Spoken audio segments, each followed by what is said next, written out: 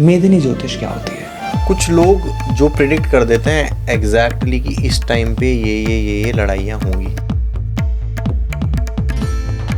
But उसमें इतनी accuracy लाना इज वेरी डिफिकल्ट। कैसे प्रेडिक्ट कर दिया यार आपने इंडिया जीतेगी? आपने रोहित शर्मा की कुंडली देख ली, कोहली की कुंडली देख ली, सामने वालों की कौन देखेगा? Numerology is a part of research. जो ये लोग करते हैं ना कि 2026 में 1 नंबर वाले ऐसे होंगे, 2 नंबर वाले, तो बेसिकली ये तुक्के वाले वे में चलती हैं। आपने कभी ये सोचा है कि iPhone 9 क्यों नहीं आया कभी, Windows 9 क्यों नहीं आया कभी? क्योंकि 9 इज द नंबर ऑफ कोई भी चीज जो आपको डराती है, इन्हें कहते हैं फियर मॉन्गरिंग। नेगेटिव चीज की तरफ अट्रैक्ट होता है ह्यूमन ब्रेन। इस डेट से इस डेट तक भूल कर भी घर से बाहर मत जाइएगा, नहीं तो आप।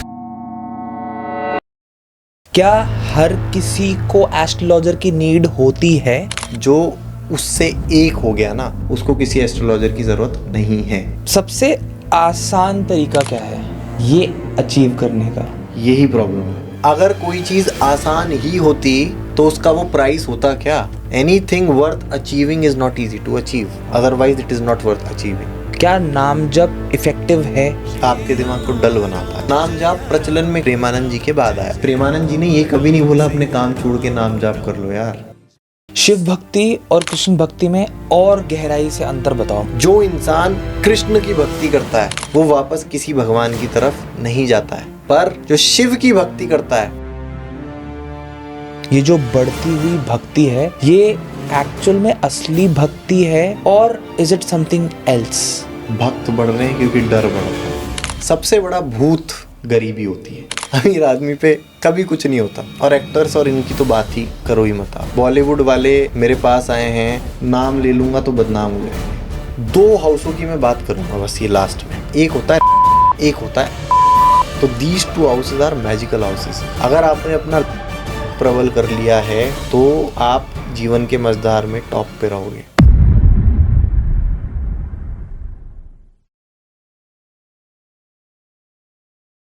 We have you, Arjun, on the podcast and I think बहुत दिनों से मैं बहुत अलग अलग तरीके के एस्ट्रोलॉजर्स का कंटेंट, उनकी बातें सुन रहा हूँ एंड आई फाउंड आउट कि आपका कंटेंट जो है, आप जो बातें बता रहे हो वो बहुत यूनिक हैं, बहुत डिफरेंट हैं। एक तरीके का डिसरप्शन है जो कि क्रिएट हो रहा है आपकी बातों से। रीज़न बीइंग इज बहुत सारे लोग बहुत सारे तरीके की बातें करते हैं which are similar, but what you are trying to give to the people is a completely different thought process, जहाँ पे आप उन सभी बातों को कहीं ना कहीं नो बोल देते हो, जो कि हर एस्ट्रोलॉजर कहता है कि yes this is the only way, this is the only path, this is the only thing or the solution that you can do to get what you want in life. So hi Arjun, welcome to the Misfit Humans podcast. Thank you. देश काल पात्र,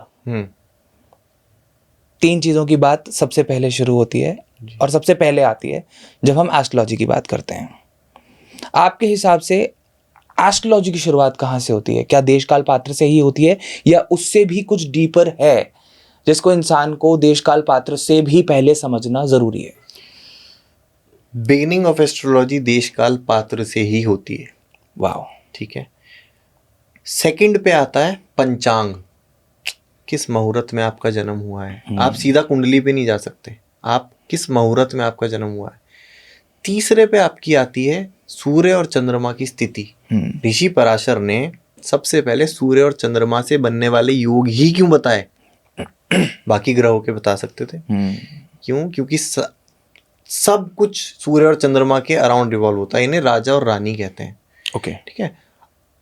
in fact मैं इतना भी आपको बोलूंगा कि अगर किसी की कुंडली में सूर्य और चंद्रमा प्रबल हैं तो उसकी कुंडली, उसकी नाव जैसे तैसे पार हो जाएगी, चाहे कितनी भी बुरी महादशा हो, कितनी भी बुरी अंतरदशा हो। इसका रीजन बता देता हूँ। क्योंकि सूर्य आपकी आत्मा को डिनोट करता है। आत्मा मतलब सोल आपके अंदर, जिसकी जर्नी चलती आ रही है जी। तो अगर आपकी सोल इंटैक्ट है तो whatever bitter experiences you are going to have, कोई भी बिटर एक्सपीरियंसेस अगर आपको होंगे, you will not turn bitter, क्योंकि आपकी सोल में स्ट्रेंथ है। अगर आपकी सोल में स्ट्रेंथ नहीं है तो आपके साथ बिटर सिचुएशंस हुई, आप बिटर टर्न हो जाओगे। अनदर थिंग, दूसरी चीज जो चंद्रमा होती है, चंद्रमा मन का कारक होता है। जिसके काबू में मन हो जाता है उसके काबू में सब कुछ हो जाता है। ठीक है, तो अगर चंद्रमा और सूर्य किसी की कुंडली में बैलेंस्ड है और सारे ग्रह बेकार हैं तो भी वो बाकी लोगों से अच्छा परफॉर्म कर देगा। तो टू आंसर योर क्वेश्चन, सबसे पहले देशकाल पात्र होता है, फिर पंचांग होता है, फिर सूर्य चंद्रमा की स्थिति होती है, फिर ग्रहों की स्थितियां होती हैं। Wow. Is it like the mind-body relation of a human being? सूर्य और चंद्र की जब हम बात कर रहे थे, तो हम उसको माइंड और बॉडी रिलेशन की तरह कंसिडर कर सकते हैं? नहीं, मैंने बताया आपको, सूर्य सोल, चंद्रमा माइंड, ब्रेन। अब माइंड और सोल मतलब एनर्जी लेवल पे सन हो गया, और माइंड के लेवल पे जो अभी धरती को चला रहा है वो ब्रेन हो गया, वो माइंड हो गया जो हमें चला रहा है। तो अगर कोई अपनी सोल से कनेक्टेड रहता है ना पहले से, तो वो फंडामेंटली सही डायरेक्शन में ही जाएगा, चाहे उसका माइंड भी सही काम ना कर रहा हो, ब्रेन भी सही काम ना कर रहा हो। पर अगर इनके ब्रेन भी ऑन हिज साइड है तो मतलब कहने ही क्या है। तो it's not mind body connection, it's soul mind and body connection.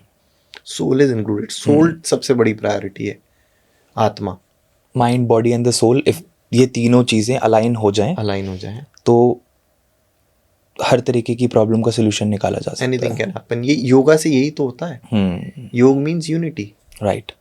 तो इन तीनों चीजों की यूनिटी कर रहे हो आप, एक सिंक में तीनों चीजें काम करने लग रही हैं आपकी, तो आपके लिए सारा काम आसान हो जाएगा। अगर आप बैलेंस में चल रहे हो कहीं पे भी तो it will be easy for you. अगर आप डिसबैलेंस्ड हो, कभी इधर जा रहे हो, कभी इधर जा रहे हो, कभी इधर जा रहे हो, तो आप देर से पहुंचोगे। स्ट्रेट जा रहे हो सीधा जल्दी पहुंच जाओगे।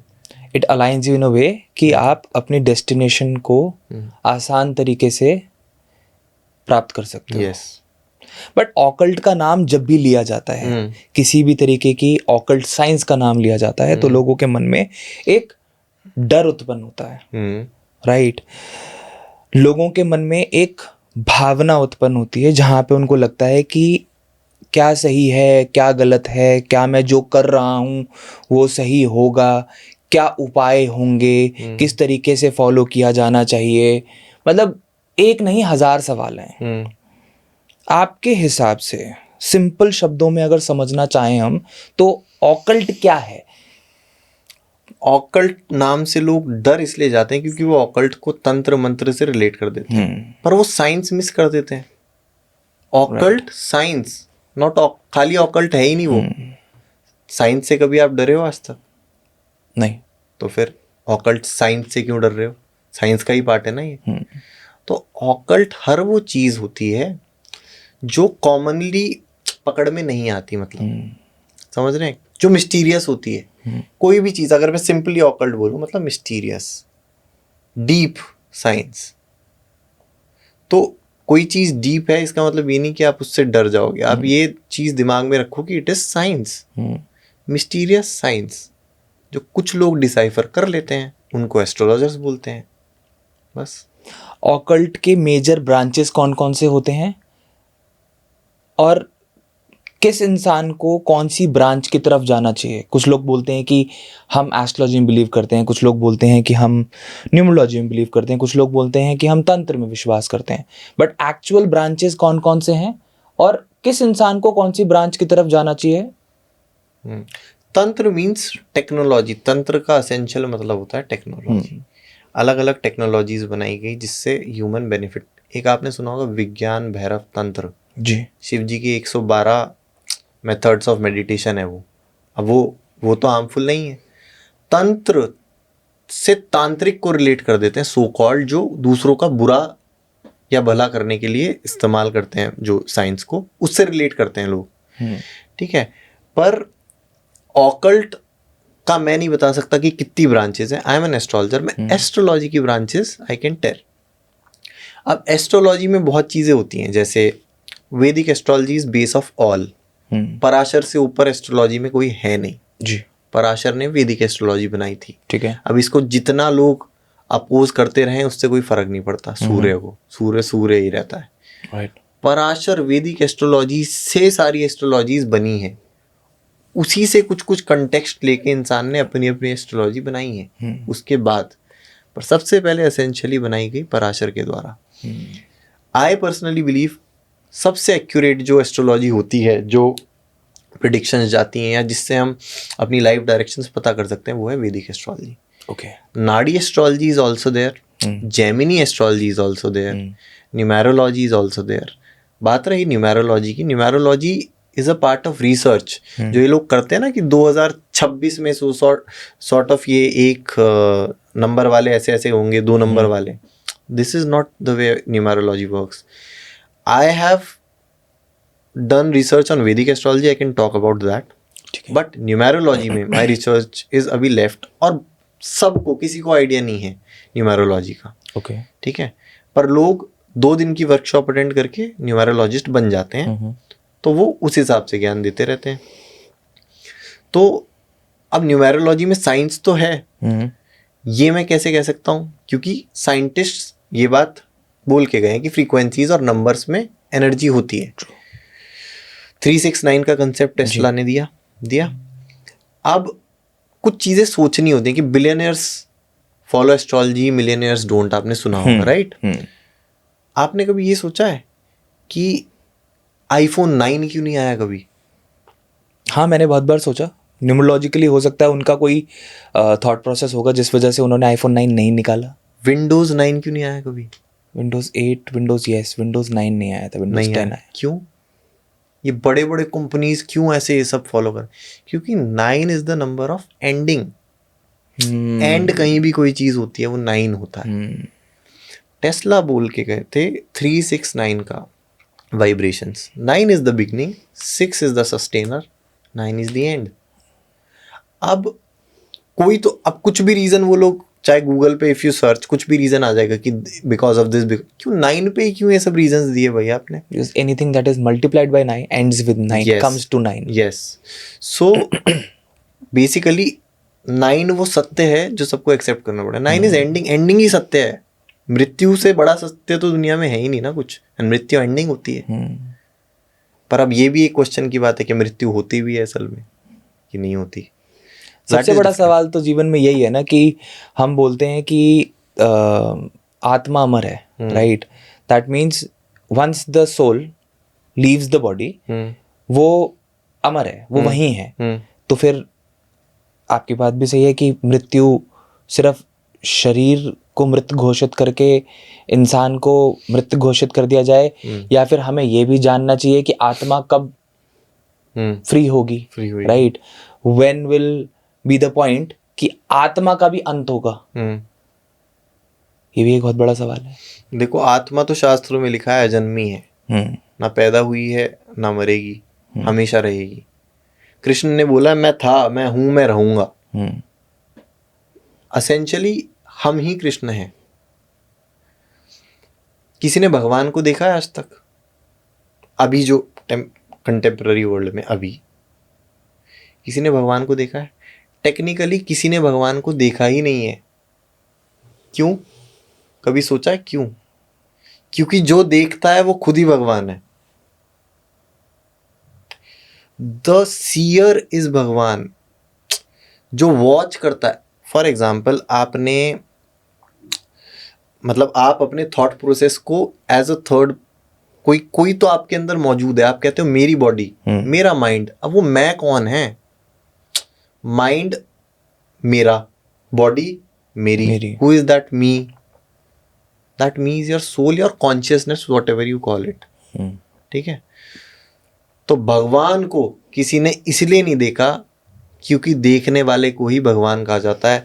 जो हर चीज को देख ले, जो कॉन्शियस हो जाए. एक बुद्ध की जीवनी में एक वर्णन आता है कि उनके गाल पे एक मक्खी आके बैठी, उनका हाथ ऐसे गया मक्खी की तरफ, और फिर वो ये बात रिग्रेट करते रहे क्योंकि उन्होंने अनकॉन्शियसली हाथ उठा के यूं कर दिया. उन्होंने वो देखा नहीं कि उनका हाथ कैसे, मतलब ही वॉज नॉट अवेयर. तो वो उस लेवल की अवेयरनेस अपने अंदर लाना चाह रहे थे कि अगर मैं कुछ भी कर रहा हूं, आई एम अवेयर कि ये चीज हो रही है. The seer himself is God. That's why he can't see God.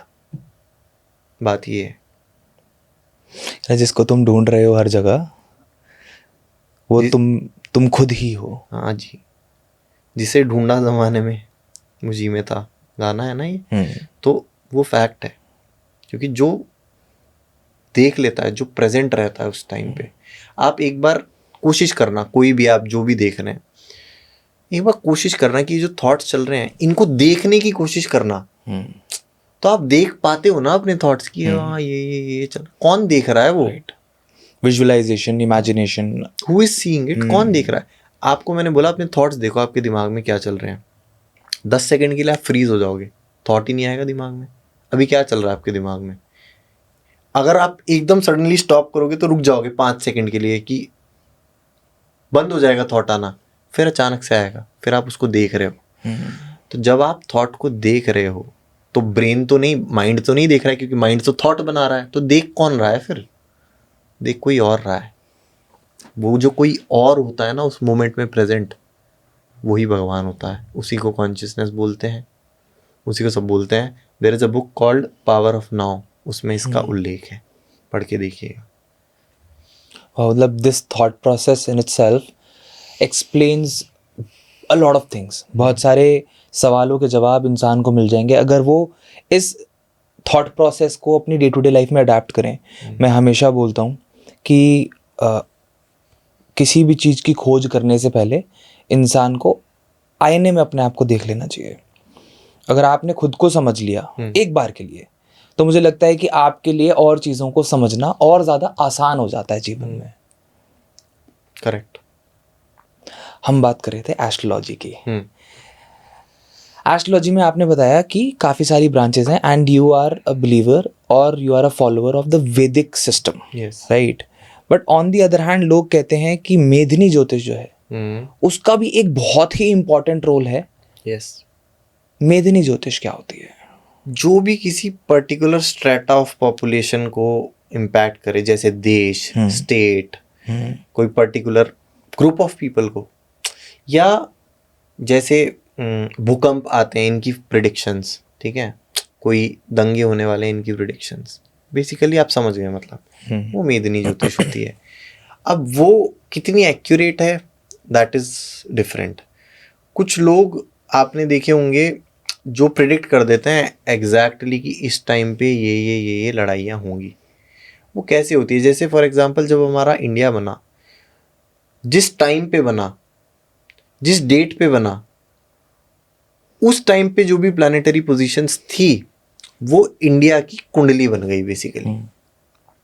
जैसे हमारी बन जाती, जब हम पैदा होते हैं एक स्क्रीनशॉट सा ले लिया जाता है प्लानिटरी पोजीशंस का, वो हमारी कुंडली, ऐसे इंडिया की कुंडली है। तो मेदिनी ज्योतिष वो है जो ग्रुप ऑफ पीपल को, या किसी बड़े, कोई ऐसी चीज़ जो बड़े में इम्पैक्ट करे उसको दिखाती है, दैट इज मेदिनी ज्योतिष। तो yes, it can be practised, but उसमें इतनी एक्यूरेसी लाना इज़ वेरी डिफ़िकल्ट जो एक आप पर्टिकुलर ह्यूमन बीइंग के लिए ले आओगे, क्योंकि वहाँ पे बहुत सारे ह्यूमन बीइंग्स इन्वॉल्व हो जाएंगे। जैसे आपने देखा होगा जो वर्ल्ड कप हुआ था जिसमें इंडिया हारी थी फाइनल में जाके, जो भी वर्ल्ड कप हुआ था इंडिया हारी थी, सारे मैचेस जीत के सिर्फ एंड में हार गई थी। उसमें सारे एस्ट्रोलॉजर्स ने टीवी पे कम से कम करीबन 10-15 एस्ट्रोलॉजर्स ने प्रेडिक्ट किया इंडिया जीतेगी। कैसे प्रेडिक्ट कर दिया यार आपने इंडिया जीतेगी? आपने रोहित शर्मा की कुंडली देख ली, कोहली की कुंडली देख ली, आपने अपने लोगों की कुंडली देख ली, सामने वालों की कौन देखेगा? ऑस्ट्रेलियन टीम की कौन देखेगा कुंडली? आपने अपनी कुंडली से बता दिया इन लोगों की कुंडली से ये जीतेंगे, सामने वाले में और प्रबल अगर योग हैं तो कैसे जीतेंगे? तो बेसिकली ये तुक्के वाले वे में चलती हैं चीज़ें, लोग तुक्के लगाते हैं। जैसे अगर मैं आगे बढ़ाऊं तो ये जो प्रिडिक्शंस रहती हैं कि इस डेट से इस डेट तक क्रैश, इन्हें कहते हैं fear mongering. This is called fear mongering. कोई भी चीज़ जो आपको डराती है, या कोई भी ऐसी चीज़ जो मिस्टीरियस है और डराती है आपको, आप उसकी तरफ, नेगेटिव चीज़ की तरफ अट्रैक्ट होता है ह्यूमन ब्रेन। तो फॉर एग्जांपल मैं बैठा हूँ, मैंने बोला इस डेट से इस डेट तक भूल कर भी घर से बाहर मत जाइएगा, नहीं तो आप, इसे सो कॉल्ड इंस्टा में कहते हैं हुक, आप हुक हो जाते हैं वीडियो से। आप फिर पूरी सुनते हैं क्या हो जाएगा, और फिर अगर भूले भटके उनमें से 100 में से 2 प्रेडिक्शन सही हो जाते हैं, मैंने बोला था ये, पर 100 प्रेडिक्शन जो सही नहीं हुए उनका कुछ नहीं, नो जस्टिफिकेशन गिवन। तो बेसिकली ये जो एक स्ट्रैटा पे चीज़ें चलती हैं ना, दैट इज मोस्टली, क्योंकि मेदिनी ज्योतिष की नॉलेज है नहीं लोगों को, तुक्का चलती है, प्रॉपर तुक्का। तो ये है मेदिनी ज्योतिष। आपके हिसाब से सबसे बेस्ट ब्रांच कौन सी है ज्योतिष में, एस्ट्रोलॉजी के अंदर, दैट एक्चुअली मेक्स सेंस? या फिर ये चीज़ें भी सिचुएशन पे ही डिपेंड करती हैं कि आपको कौन सी ब्रांच की तरफ इंक्लाइंड होना चाहिए? सिचुएशन पे नहीं डिपेंड करती। जैसे जो ट्रैवल होता है वो ना तो रास्ते पे डिपेंड करता है ना डेस्टिनेशन पे, वो कंपनी पे डिपेंड करता है आपके साथ है कौन। ऐसे ही एस्ट्रोलॉजी की ब्रांच उस पर्सन पे डिपेंड करती है जो एस्ट्रोलॉजी प्रैक्टिस कर रहा है। अगर कोई नाड़ी ज्योतिष प्रैक्टिस कर रहा है और वो आपको एक्यूरेट प्रिडिक्शन दे पा रहा है तो नाड़ी एस्ट्रोलॉजी बेस्ट हुई। अगर कोई आपको वैदिक एस्ट्रोलॉजी से प्रिडिक्शन दे पा रहा है, उसका रिसर्च उसमें है, तो वैदिक अच्छी हुई। और कोई जेमिनी से परफेक्टली फाइन आपको प्रिडिक्शन दे पा रहा है, जेमिनी अच्छी हुई। It's about the person.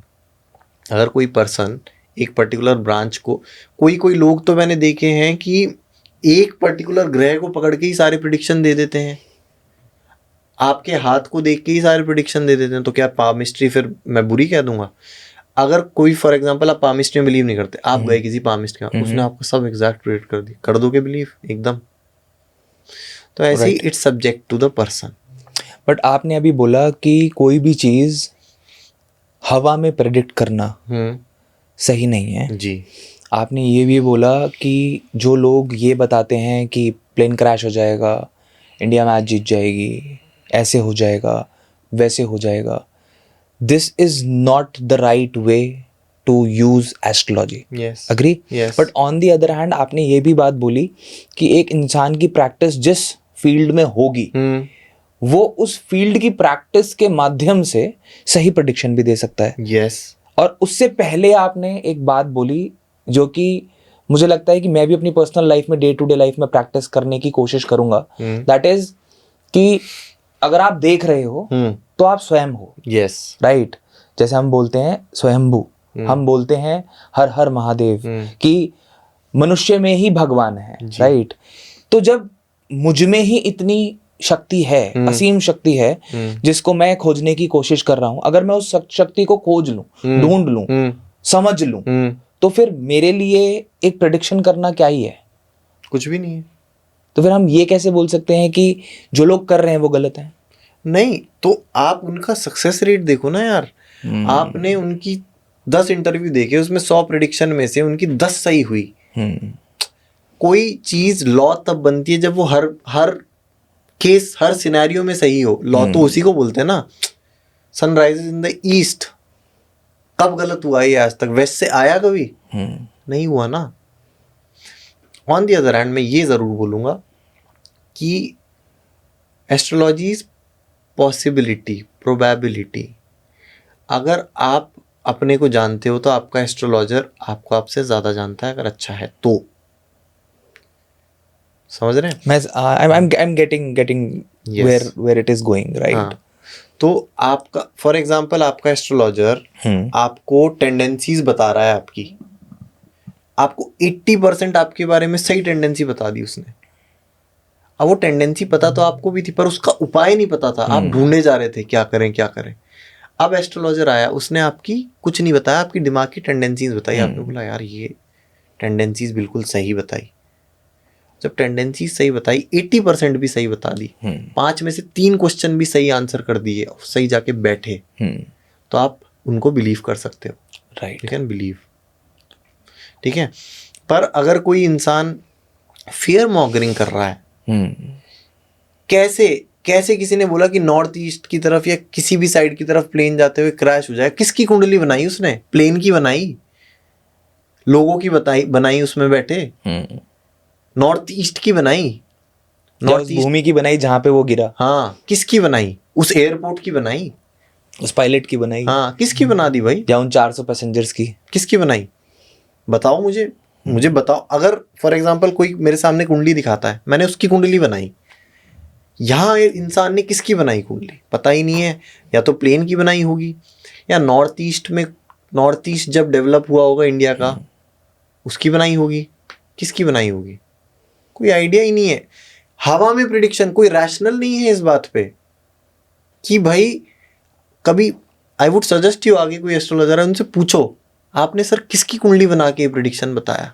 बहुत सारे सवाल दे के जा रहे हो आप मुझे, मतलब I say there are lot of questions जो कि पूछे जाने चाहिए जी। एक एस्ट्रोलॉजर से हाँ। Before the person predicts yes कि ऐसा होने वाला है, यस कैसे होने वाला है। इनफैक्ट अगर आप उनसे पूछोगे कि ये कैसे बनाई, भाई वो तो सीक्रेट गुप्त नाड़ी है, वो वी कैन नॉट टेल।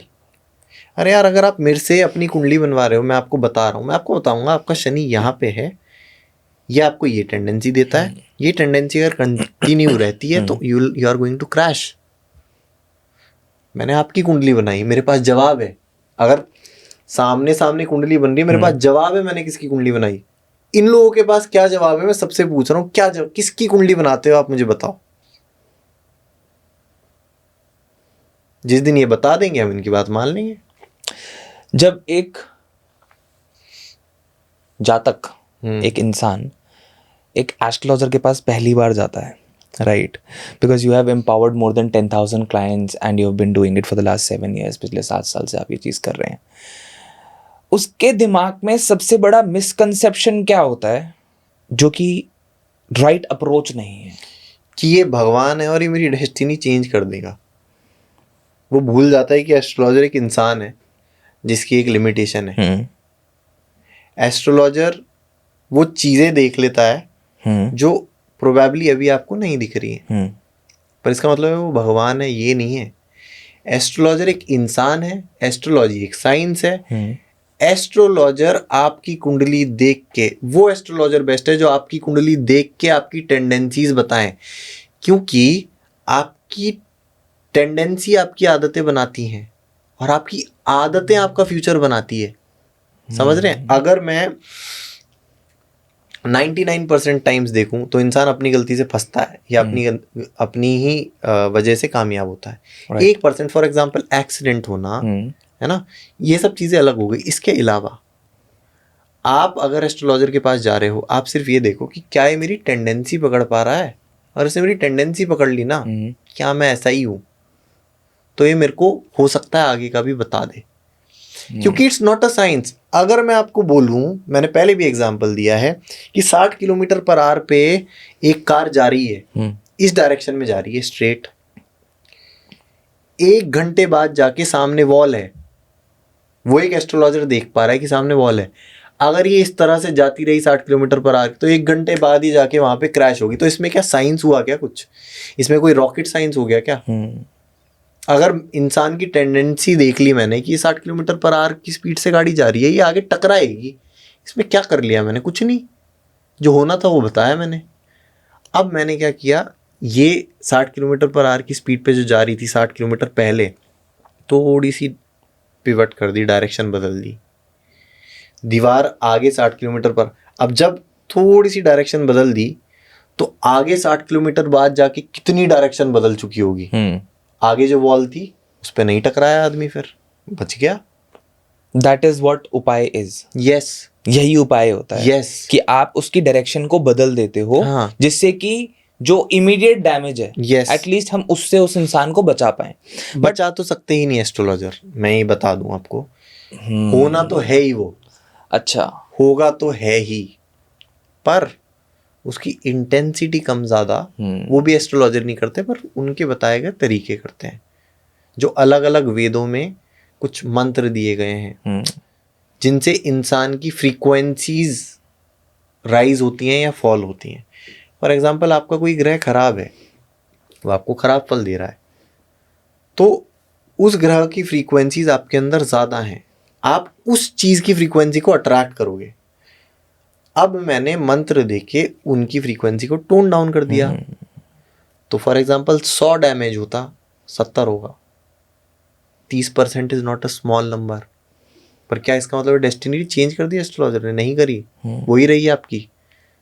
पर आप की वो जो इंटेंसिटी है वो कम हो गई। जेमस्टोन्स भी यही काम करते हैं, दान पुण्य भी यही काम करता है, मंत्र भी यही काम करते हैं। Basically the work of all these things are to increase और डिक्रीज और fine tune your frequency to another frequency. जिस फ्रीक्वेंसी से आपका मैच हो गया उसी पे आप ऑपरेट करोगे, बस। एक तरीके से वो हो गया कि गिर तो आप रही हो जी, कहाँ गिर रहे हो वो ज़्यादा ज़रूरी है। तो बस यही है, इतना ही हो सकता है और कुछ नहीं हो सकता। एस्ट्रोलॉजर के पास एक्चुअल में इंसान को सोल्यूशन लेने जाना चाहिए या गाइडेंस और एडवाइस लेने जाना चाहिए? एस्ट्रोलॉजर के पास दो सूरतों में जाना चाहिए। ओके। या तो आप कुछ नया शुरू कर रहे हो, जैसे 10th के बाद कौन सी ब्रांच में जाना चाहिए लड़के को, इसलिए जाओ। अच्छा। क्योंकि वो आपकी लाइफ का डायरेक्शन निर्धारित करेगी। फॉर एग्जाम्पल किसी का टैलेंट पियानो बजाने में था, उसने वो पियानो को भी प्रैक्टिस ही नहीं किया, तो वो टैलेंट तो रह गया ना। वो कोशिश कर रहा है पढ़ाई की, वो तो नहीं होगा। किसी का टेक्निकल फील्ड में टैलेंट था, उसको घुसा सीए में दिया, तो वो तो नहीं चलेगा ना। तो पहली सूरत तो ये कि जब आपको डायरेक्शन, बड़ा कोई डिसीजन लेना हो कि भाई मैं इन दो चीज़ों में कंफ्यूज हूँ, तो आप मुझे बताओ कि मुझे कहाँ जाना चाहिए, वहाँ पे एस्ट्रोलॉजी काम आएगी। ठीक है। दूसरा, जब you are finding it difficult to survive only, आपको लग रहा है अब तो सब खत्म ही हो गया, अब मैं क्या करूं, कब तक मुझे वेट करना। आपको एक वो बताता हूं मैं, एक तथ्य है कि किसी ने ना किसी पर्टिकुलर अमाउंट ऑफ पीपल को कैद में रखा। ठीक है। और जब पर्टिकुलर अमाउंट ऑफ पीपल को कैद में रखा, भूखा रखा, तो उन लोगों को ये बोला गया कि आपको फलाने दिन बेल मिल जाएगी और खाना मिल जाएगा। और तब तक उनको खाना नहीं मिल रहा था, एक भी दिन। पर उन लोगों को ये उम्मीद थी कि इस फलाने दिन पे हमें खाना मिलेगा। वो लोग तब तक जिंदा रहे उम्मीद पे कि मिलेगा, आज नहीं तो अभी मिलेगा। जैसे ही उनको ये पता चला कि अब वो आइडिया नहीं है कि आप उस दिन आपको खाना मिलेगा, उनको अब कुछ पता ही नहीं है, उससे अगले दिन ही वो मर गए, क्योंकि होप खत्म हो गई। उम्मीद पे दुनिया कायम है। उम्मीद पे हर इंसान, दुनिया, बिल्डिंग, कुछ भी उम्मीद पे ही काम है, फाउंडेशन उम्मीद ही है। तो जब आपका समय खराब चल रहा हो, बहुत कुछ भी काम ना आ रहा हो, जब आपको उम्मीद मिल जाती है कि भैया आपका समय 4 साल खराब है, इस टाइम पे कोई भी नए प्रोजेक्ट्स मत लो, इस टाइम पे कुछ भी ऐसा आउट ऑफ द वे जाके काम मत करो, सिर्फ ले डाउन बैठो आराम से, अपना सर झुका के काम करते रहो, तो आपको बेनिफिट मिलेगा। अगर कोई आप नया उल जलूल कुछ काम ही कर लोगे तो गए आप।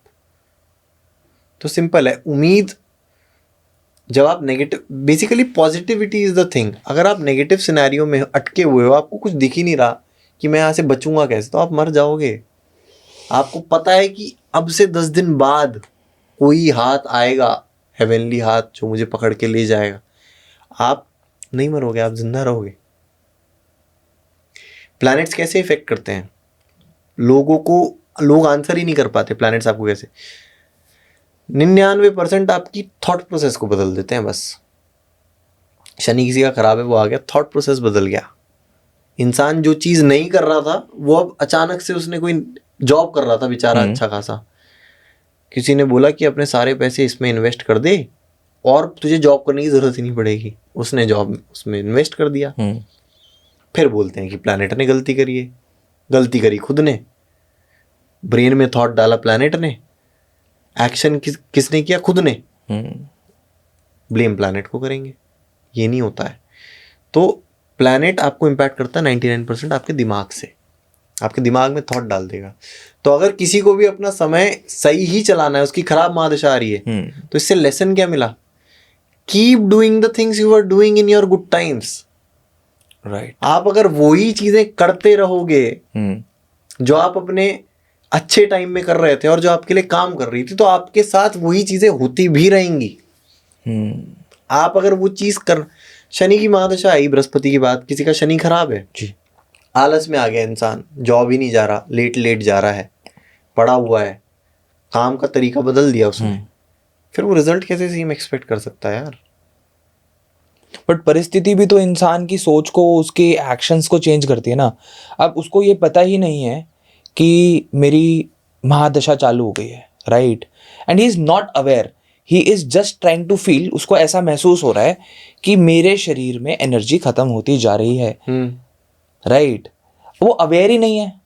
तो फिर वो अपनी लाइफ के अंदर वही सेम चीज कैसे कर सकता है जो वो पहले कर रहा था? वो इस चीज पे ही तो अवेयर है कि मेरी एनर्जी खत्म होती जा रही है, इतना तो अवेयर है ना। तो मैंने क्या बोला, हमारी बात कहाँ से स्टार्ट हुई? राइट। जैसे ही वो इस चीज पे अवेयर हुआ, एस्ट्रोलॉजर के पास जाओ। हर चीज पे 2 दिन बाद जी मेरा 2 दिन कैसे जाएंगे, it is not going to work. Astrology ऐसे नहीं, कोई माई का लाल नहीं बता सकता 10 दिन बाद आपका क्या काम होगा जी। सीधा सवाल, क्या हर किसी को एस्ट्रोलॉजर की नीड होती है? अगर नहीं तो कौन से लोगों को एस्ट्रोलॉजर की जरूरत होती है और किन्हें कंप्लीटली एस्ट्रोलॉजर के पास जाना ही नहीं चाहिए?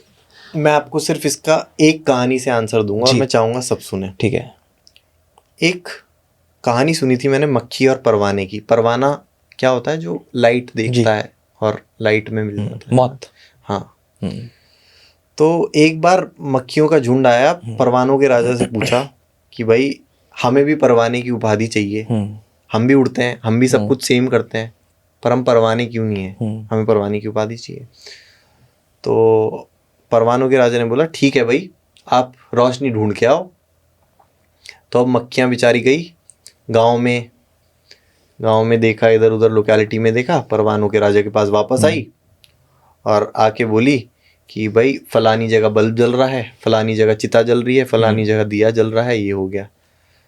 तो कहते कि अब फैसला करो। तो परवाने का राजा बोला कि फैसला क्या करूं मैं?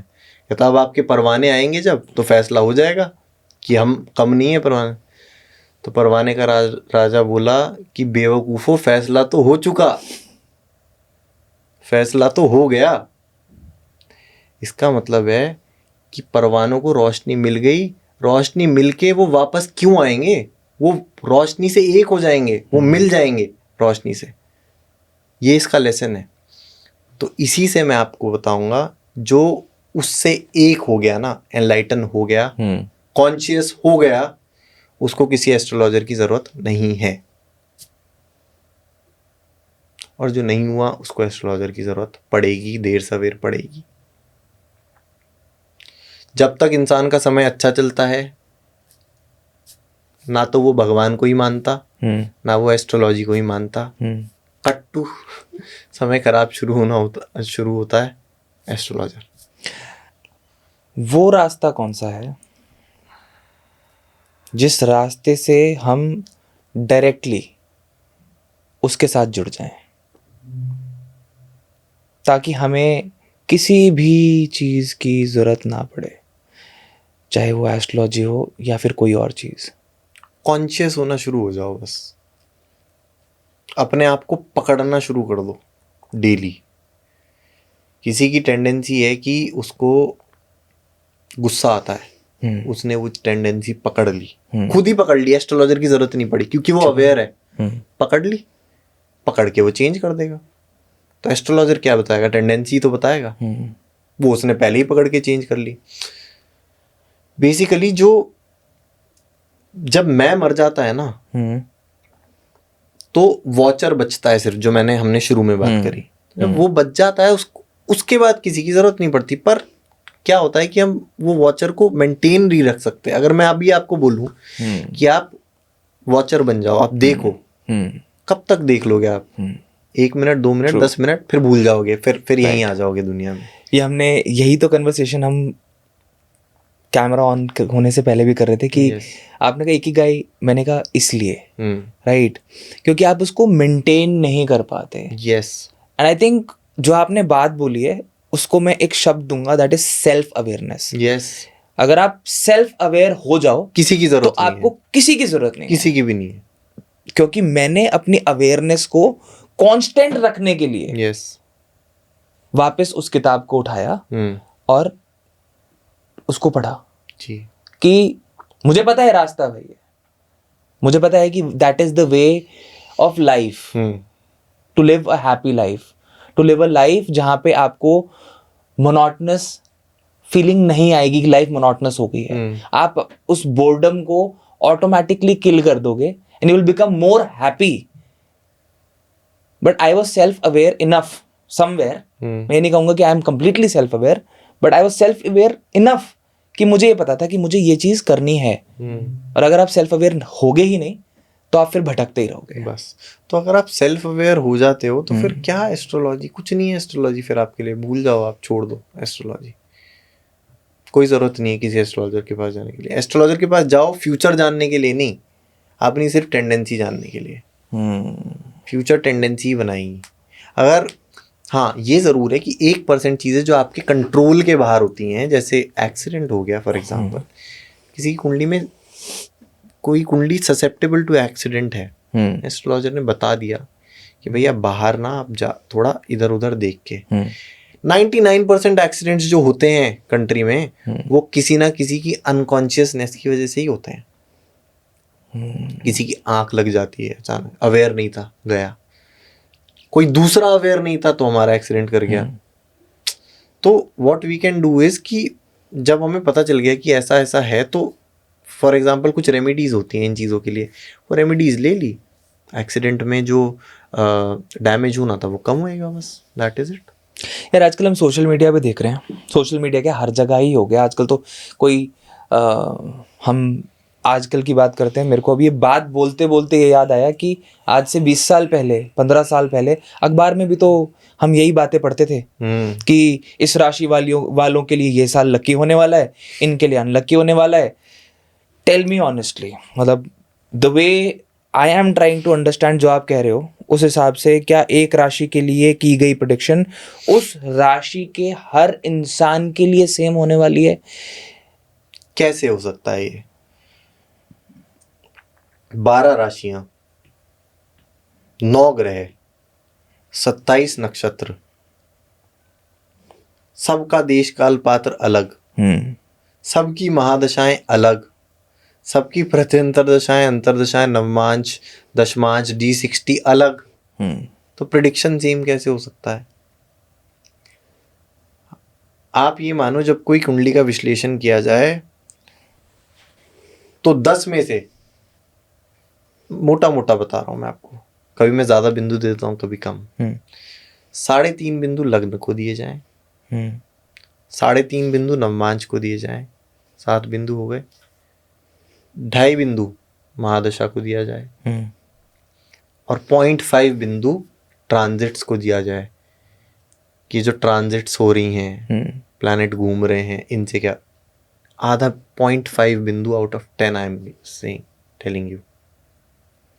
तो इतनी वाइड है ना एस्ट्रोलॉजी की, मतलब ये बेवकूफ़ी है कि एक ही चीज़ पे सिंह राशि वालों का ऐसे ऐसे ऐसे ऐसे होगा। दैट मीन्स कि पब्लिक प्रेडिक्शन नाम की कोई चीज़ नहीं होती, मास के लिए कोई प्रेडिक्शन हो ही नहीं सकती। नहीं हो सकती है, नहीं हो सकती है।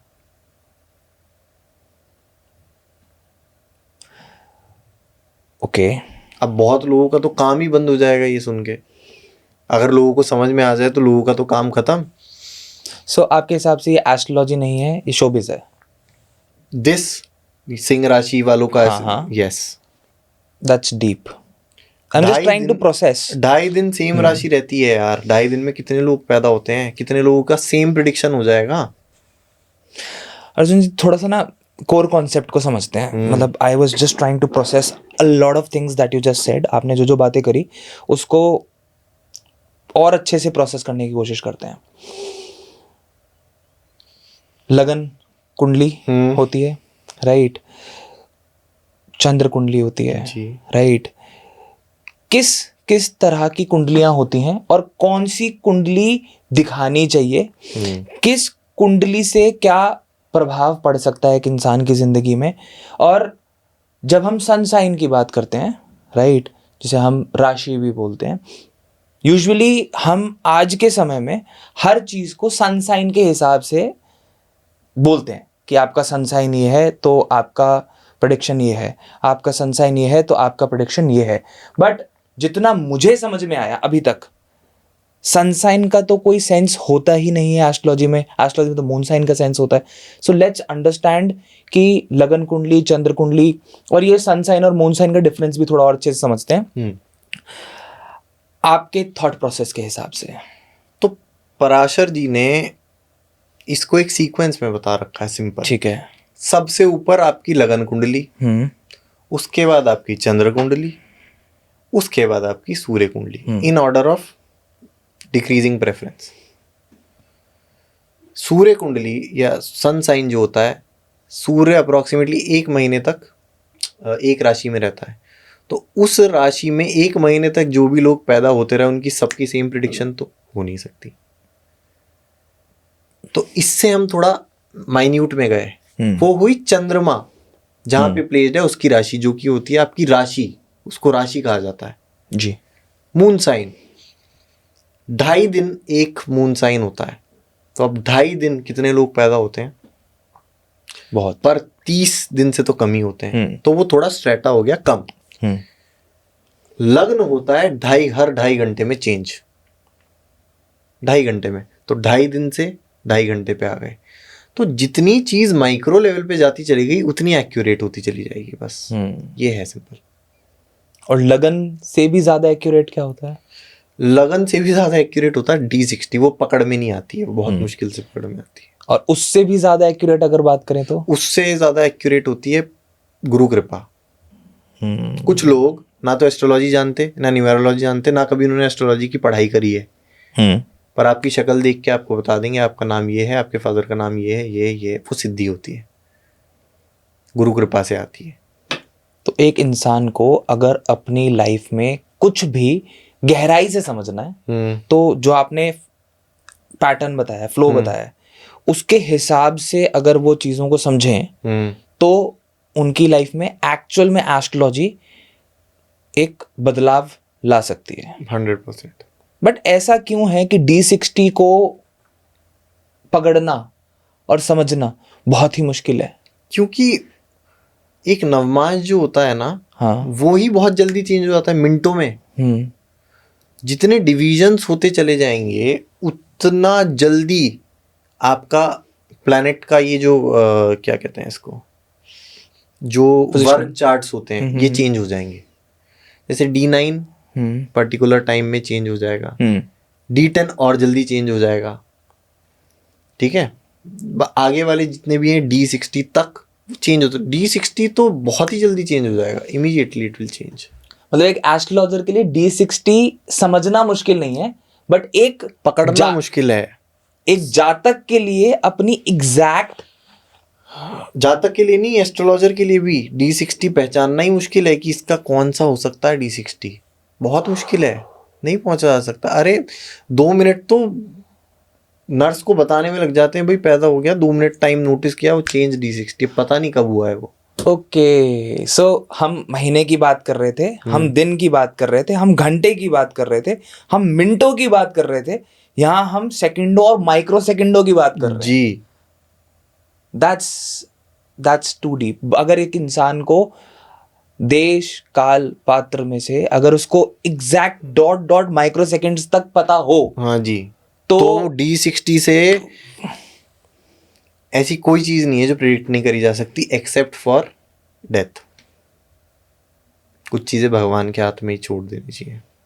यार बहुत सारे लोग प्रेडिक्शंस में बिलीव करते हैं, राइट? और फिर वो ना डर के लूप में फंस जाते हैं. कहीं ना कहीं उनको कहा जाता है कि आपकी 7.5 चल रही है, गुरु खराब है, मंगल की दशा है, राहु की महादशा है.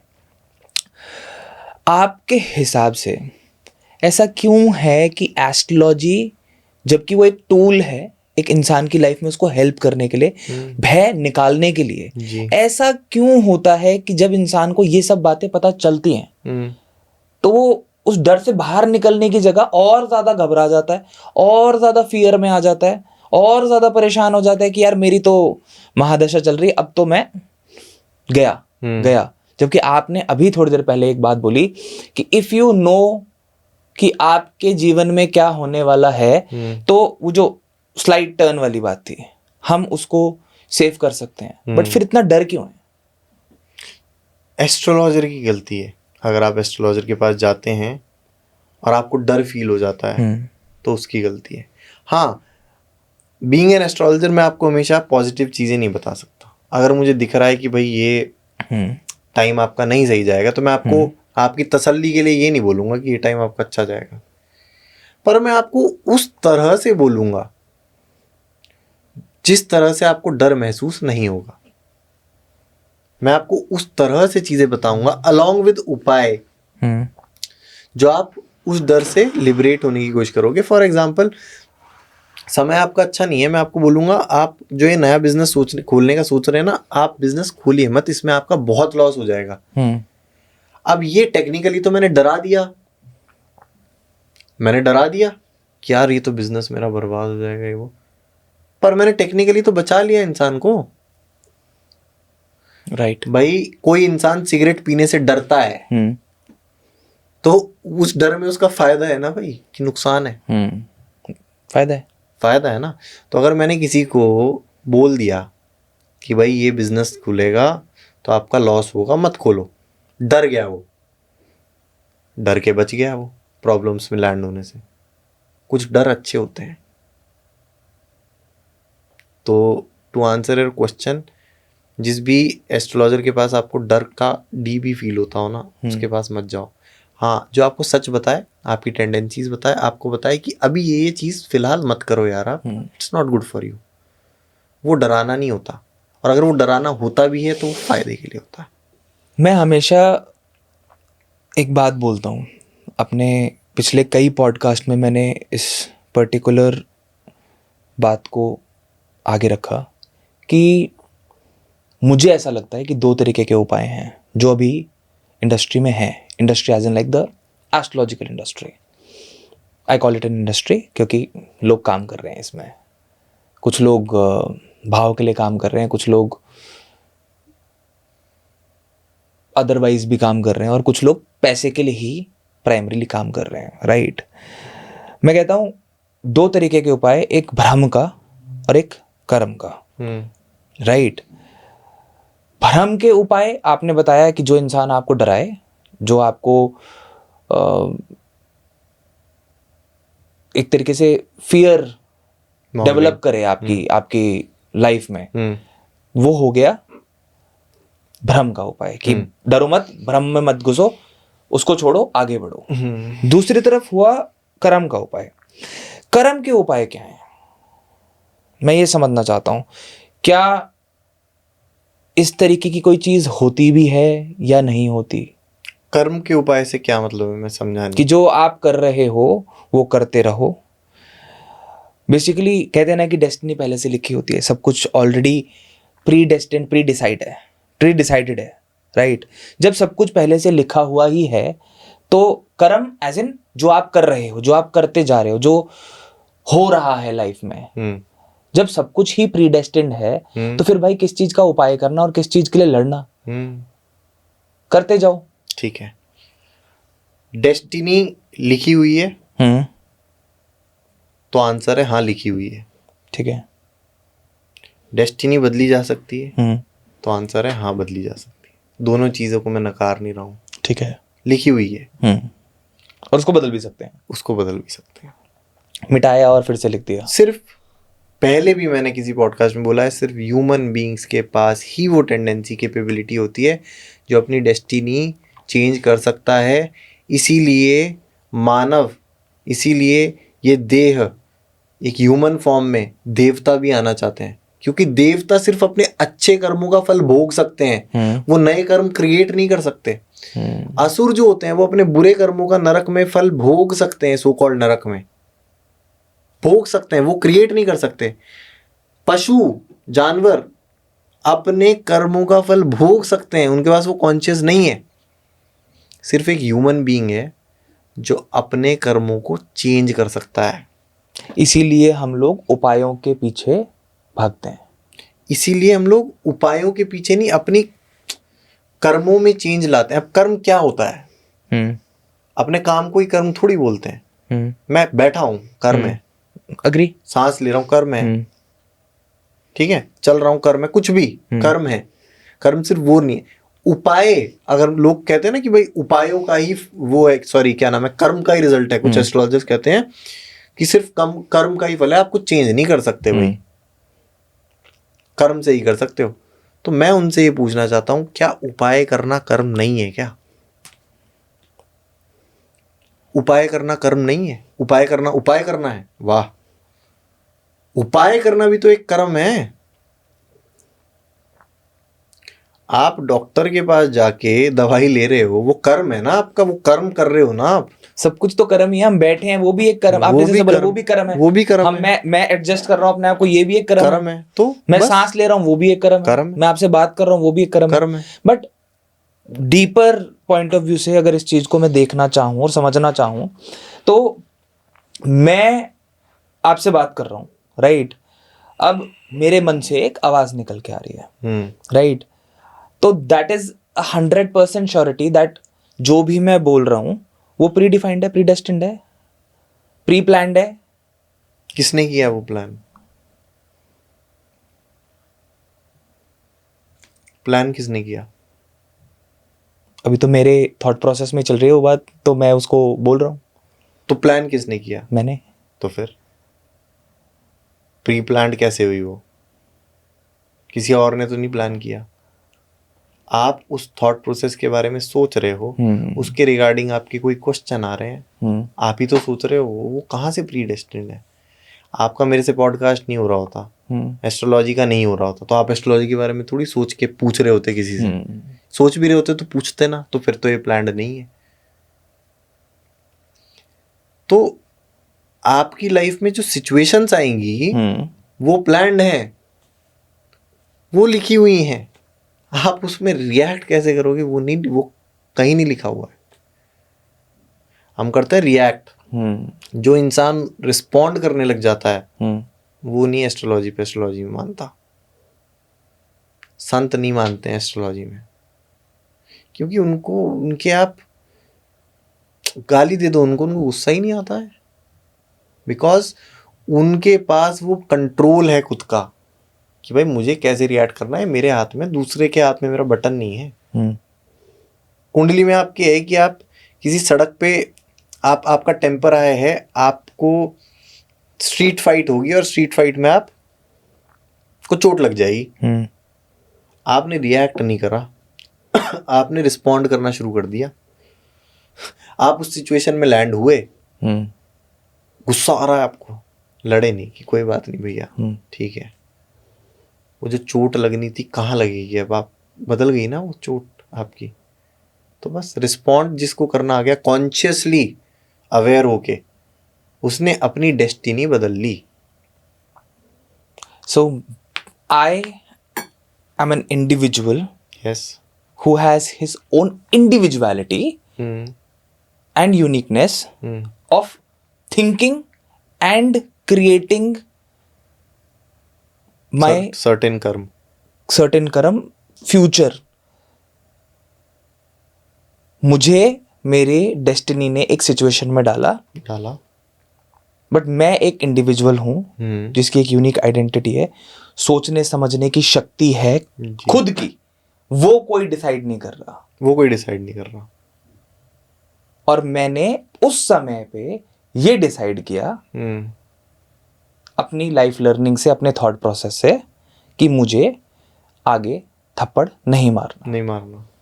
बच गए। ये भी तब, मैंने पहले ये बोला था कि प्लैनेट आपके दिमाग में थॉट डालते हैं, तो टेक्निकली तो फिर वो भी रिटर्न है कि थॉट आपके दिमाग में प्लैनेट ने डाला। पर अगर आप अवेयर हो तो आप उस थॉट को पकड़ लोगे ना, ये थॉट आया मेरे दिमाग में, ये थॉट आया क्योंकि राहु की महादशा चल रही है। yes, गड़बड़ हो सकती है, कंट्रोल। रुक जाओ। ये है गेम पूरा, सारा गेम कॉन्शियसनेस का है। जो कॉन्शियस आदमी है उसको कोई प्लैनेट इंपैक्ट नहीं कर सकता है। बट उस कॉन्शियसनेस को लाने के लिए भी तो आपको प्रैक्टिस करनी है। गीता में लिखा है कि आपका मन, अर्जुन को बोला गया है कि आपका मन भटकेगा। अर्जुन ने पूछा कि इसको कैसे कंट्रोल करूं? भटकेगा, उसे वापस खींच के लाओ। भटकेगा, फिर खींच के लाओ, नहीं, फिर भटकेगा, फिर खींच के लाओ। प्रैक्टिस से ही ये चीज भी प्रैक्टिस हो पाएगी, कॉन्शियसनेस भी। तो जो बेसिक फंडामेंटल्स हैं वो वही रहेंगे। प्रैक्टिस हर चीज में आपको मास्टरी दे देती है यार, इस चीज में भी देगी। वो कहते हैं ना कि कर्मों का फल आपके पास्ट लाइफ से मिलता है आपको। Basically what ever has happened in the past life, उसकी जो आने वाली लाइफ है उसमें वो सभी सिचुएशंस आएंगी जिसमें उसको फिर से मौका दिया जाएगा प्रोसेस करने का, सोचने समझने का, कि मैं तुझे फिर उस सिचुएशन में डालने वाला हूं। Because it's pre destined, right? Yes. Situation is pre destined. Yes मैं तुझे फिर उस कुएं में डालूंगा। यस तुझे सोचना है कि मुझे आगे क्या करना है। यस। वाओ, दैट्स मतलब ये बात आई थिंक लोगों के मन में भी एक बहुत बड़ी क्लैरिटी लेके आएगी कि भाई तुम हो एक खेल में, ठीक है, खिलाड़ी बन जाओ बस। जिसमें तुम्हें छोड़ दिया गया है कि जा जी ले अपनी जिंदगी, जो होगा तेरे साथ वो प्री डिसाइडेड है, वो तो होना है। तो उस परिस्थिति में कैसे खेलने वाला है, तू कितना अवेयर है, तू कितना उस सिचुएशन को समझ पाएगा, वो तेरे ऊपर डिपेंड करता है। You have to play the cards you are dealt with. आपको खिलाड़ी बनना है बस। यहाँ पे आई थिंक एक किताब भी रखी है, the power of your subconscious mind. So if you understand, subconscious mind का बहुत ज़्यादा वो प्रचार हुआ है अभी कुछ दिनों से, सालों से। सबसे पहले होता है कॉन्शियस माइंड, फिर होता है सबकॉन्शियस माइंड, फिर होता है अनकॉन्शियस माइंड, फिर होता है सुपर कॉन्शियस माइंड। तो जो हम बात करें सुपर कॉन्शियसनेस की, उसके साथ एक हो जाने की, उसके साथ एक हो गए सुपर कॉन्शियसनेस, तो बाकी सब उसके नीचे हैं। कॉन्शियस वो और वो एवरीथिंग। सबसे आसान तरीका क्या है यही प्रॉब्लम है, ये अचीव करने का? यही प्रॉब्लम है, यही प्रॉब्लम है। चलो, इंसान हर चीज में अपना आसान तरीका ढूंढता है। अगर कोई चीज आसान ही होती तो उसका वो प्राइस होता क्या? अगर अमूल्य गोल्ड है। भी प्लास्टिक जितना ही सस्ता होता तो वो गोल्ड होता क्या?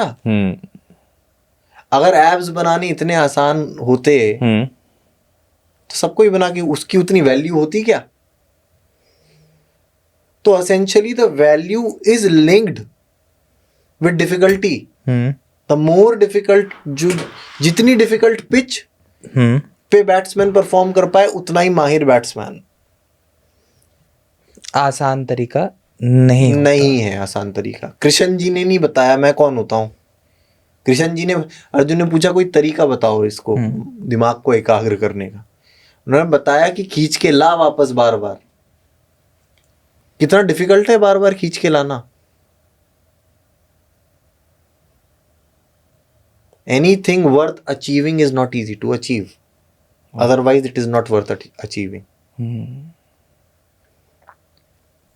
Wow, Yeah. this is again a very good thought process, I'll say. आसान कुछ भी नहीं है, उपाय भी आसान नहीं है, आसान कुछ भी नहीं है, राइट?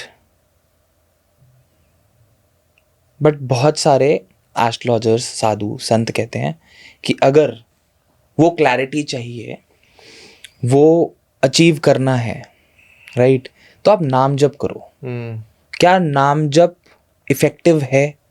आपके दिमाग को डल बनाता है नाम जप करना। नाम जप।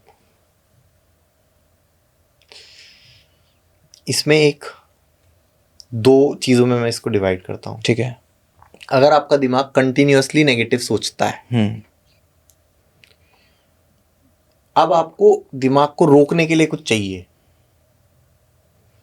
तो आप ये मान के चलो एक बंदर को एक पेड़ पे ड्यूटी दे दी कि तू ऊपर चढ़ेगा, ऊपर जैसे ही चढ़ जाए तो तू नीचे उतरेगा, तो तू नीचे ही जैसे उतर जाए वैसे ही ऊपर चढ़ जाएगा। वो नाम जप है। ताकि उस नेगेटिव थॉट प्रोसेस से आप बाहर आ जाओ और आप कुछ टाइम के लिए दिमाग को डल कर दो और नाम जप करो। तो आपका नेगेटिव थॉट प्रोसेस में दिमाग नहीं चलेगा। ठीक है।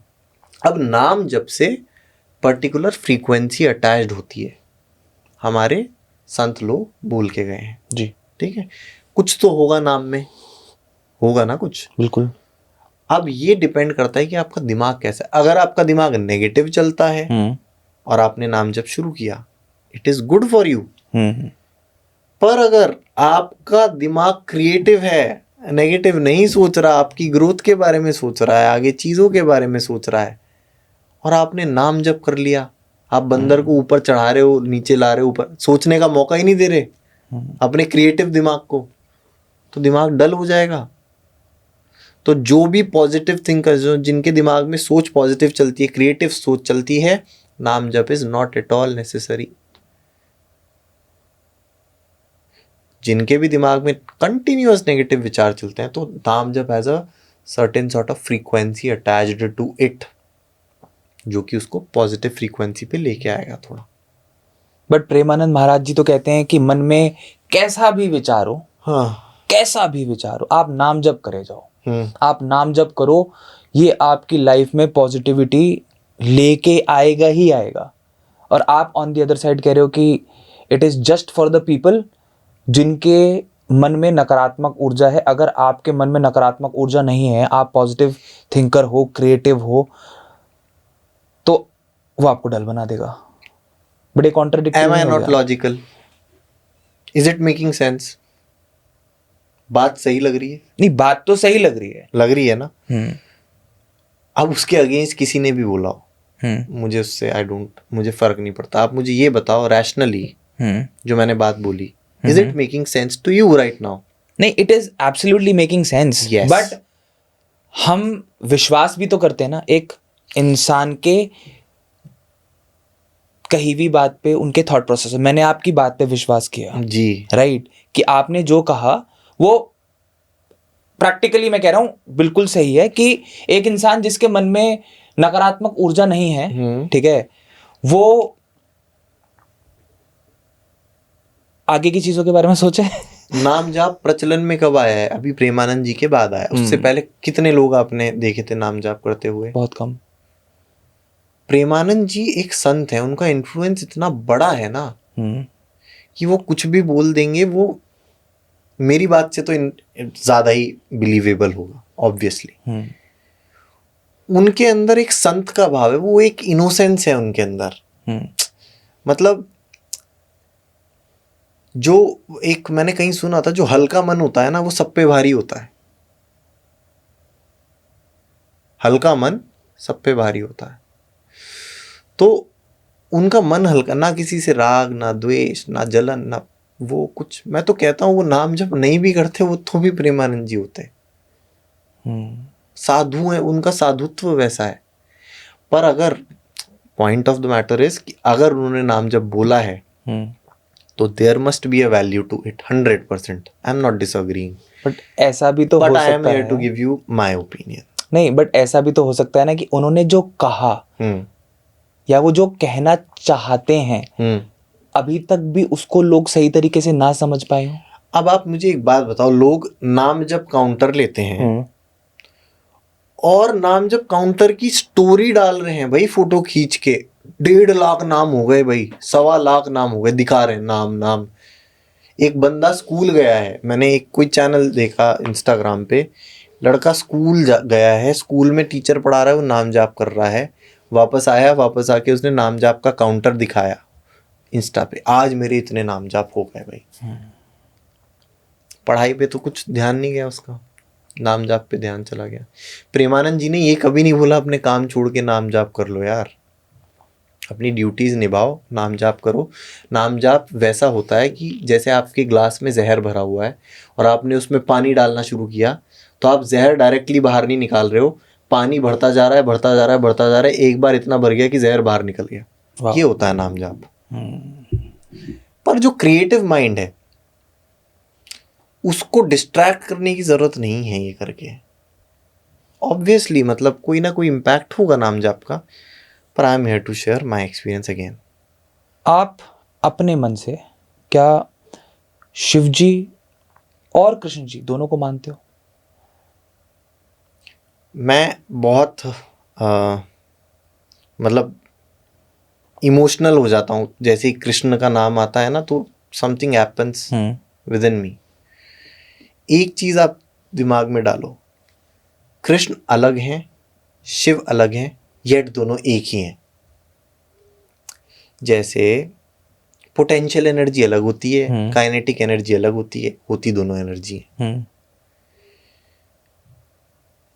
कोई भी नोटिस कर लीजिएगा, जो इंसान कृष्ण की भक्ति करता है वो वापस किसी भगवान की तरफ नहीं जाता है। नोटिस कर लीजिएगा, आप कितने भी लोगों को देख लीजिएगा। पर जो शिव की भक्ति करता है और उसकी भक्ति की एक पर्टिकुलर लेवल पे वो पहुंच जाता है, तो वो कृष्ण भक्ति में जरूर जाता है। शिव भक्ति और कृष्ण भक्ति में और गहराई से अंतर बताओ मुझे। मैं पहले मैं इसको पूरा करना चाहूंगा ताकि एक उसमें चला जाए। शिव भक्त later on in their life Krishna भक्त बन जाता है, पर कृष्ण भक्त जो बन गया वो किसी भगवान की तरफ डाइवर्ट नहीं होता है, क्योंकि शिव को आदि गुरु बोला गया है। यानी कि सबसे बड़ा अगर कोई गुरु है तो वो शिव है।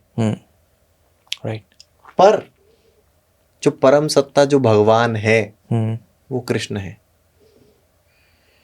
शिव ने बोला कि कृष्ण भगवान है, ब्रह्मा ने बोला कि कृष्ण भगवान है, वायुदेव ने बोला कि कृष्ण भगवान है, और कृष्ण ने बोला कि मैं भगवान। सबसे बड़ा एग्जाम्पल है इसका प्रेमानंद जी। कहाँ रहते थे पहले? काशी में। शिव जी के भक्त थे वो। जब शिव जी की भक्ति एक पीक पे पहुंच गई तो शिव जी ने स्वयं उनको वृंदावन कृष्ण जी के चरणों में भेज दिया। और एक बार जिसने कृष्ण का रस चख लिया ना, वो किसी he cannot go to any god, not here to demean any god, but उपाधि है। शिव की अपनी सबसे बड़ी उपाधि है। जैसे वो एक श्लोक है ना कि गुरु और गोविंद खड़ा हो तो किसे चूज करना चाहिए? गुरु को करना चाहिए, क्योंकि गोविंद बिना गुरु के मिलेगा ही नहीं।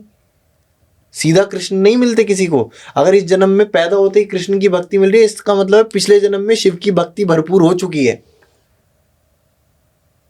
नहीं तो भक्ति ना मिलती। ये है। क्या एक इंसान का टेम्परमेंट भी ये डिसाइड करता है? एस्ट्रोलॉजिकली भी कोई ऐसे लिंक्स होते हैं जो ये डिसाइड करते हो कि वो इंसान शिव जी की भक्ति में जाएगा या कृष्ण जी की भक्ति में लीन हो जाएगा जीवन भर के लिए? इष्ट जरूर डिसाइड हो जाते हैं। हर कुंडली का एक इष्ट होता है। 12 लग्न की कुंडलियां हुई, 12 लग्न हुए तो 12 इष्ट हुए। तो हर कुंडली का अलग इष्ट होता है। ठीक है। अगर आपको ये देखना है कभी भी कि आपकी भक्ति फुलफिल हो रही है, आपकी भक्ति आपको रिजल्ट दे रही है, तो सिर्फ इतना देख लो कि जो उसके जिसकी आप भक्ति कर रहे हो, जिस इष्ट के, उसके अगर आप में ट्रेट्स आने लग गए तो आप समझ जाओ कि आपकी भक्ति रंग ला रही है। शिव की जो भक्ति होती है वो सिखाती है कि छोड़ना कैसे, हर चीज को छोड़ना कैसे है। त्याग। तो जो भी लोग आपको दिखेंगे त्यागते हुए कि भाई ठीक है कोई बात नहीं, नो इश्यूज, ये भी तुम रख लो, लंका भी तुम रख लो, सोने खजाने भी तुम रख लो, पर इन केस मुझे जब कोई चीज चाहिए होगी तो वो मेरे पास लाके देनी पड़ेगी, कोई उसमें ऑप्शन नहीं है। शिव जी अगर चाहें तो कुबेर 24 घंटे उनके चरणों में पड़ा रहे सारे धन लेके, पर शिव जी ने छोड़ा हुआ है वो। समझ रहे हैं? Krishna ji on the other hand, जिस सिचुएशन में जैसे रिएक्ट करना जरूरी है आप वैसे रिएक्ट करो। अच्छा बनना जरूरी नहीं है हर सिचुएशन में। हर कोई सिचुएशन है जिसमें चालाकी जरूरी है, कर दो। ये है कृष्ण की भक्ति। आपके ट्रीट्स वैसे हो जाएंगे। तो इष्ट होते हैं, इष्ट की पूजा करके अगर आप में वो ट्रेट्स आने लग जाते हैं तो आपकी भक्ति रंग ला रही है। वाह। आजकल यार एक और चीज बहुत ज्यादा देखी जा रही है, देयर इज अ ट्रेंड कहीं ना कहीं। हम सबने बचपन से सुना कि कलयुग आएगा तो इंसान भक्ति से दूर होगा, राइट? बट हम तो कलयुग में हैं, and we have seen an increase Yes. जहाँ पे बहुत सारे लोग स्पिरिचुअलिटी की तरफ, रिलीजन की तरफ बढ़ रहे हैं, खासकर यंग जनरेशन, बड़े बूढ़े, बच्चे, यंग कपल्स। लाइक हमने सुना और देखा है कि young couples were never too inclined towards the spiritual path और the bhakti marg, right? Actors, actresses, सब लोग बहुत ज़्यादा स्पिरिचुअली इंक्लाइंड हो गए हैं, मंदिरों में जा रहे हैं, ज्योतिर्लिंगों में जा रहे हैं, शक्तिपीठों में जाके दर्शन कर रहे हैं।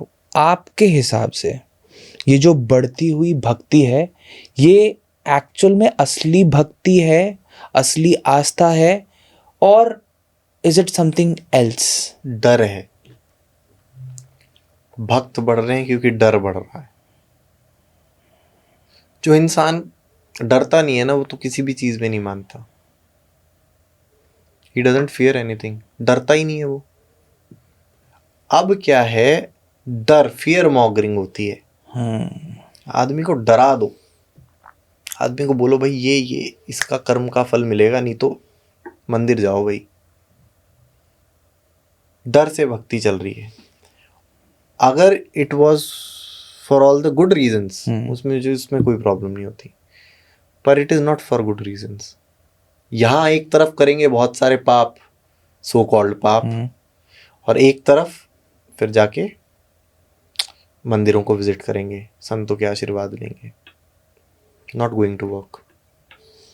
इतनी भक्ति है, इतनी पूजा है, क्यों इंडिया पीछे है चाइना से, यूएस से? राइट।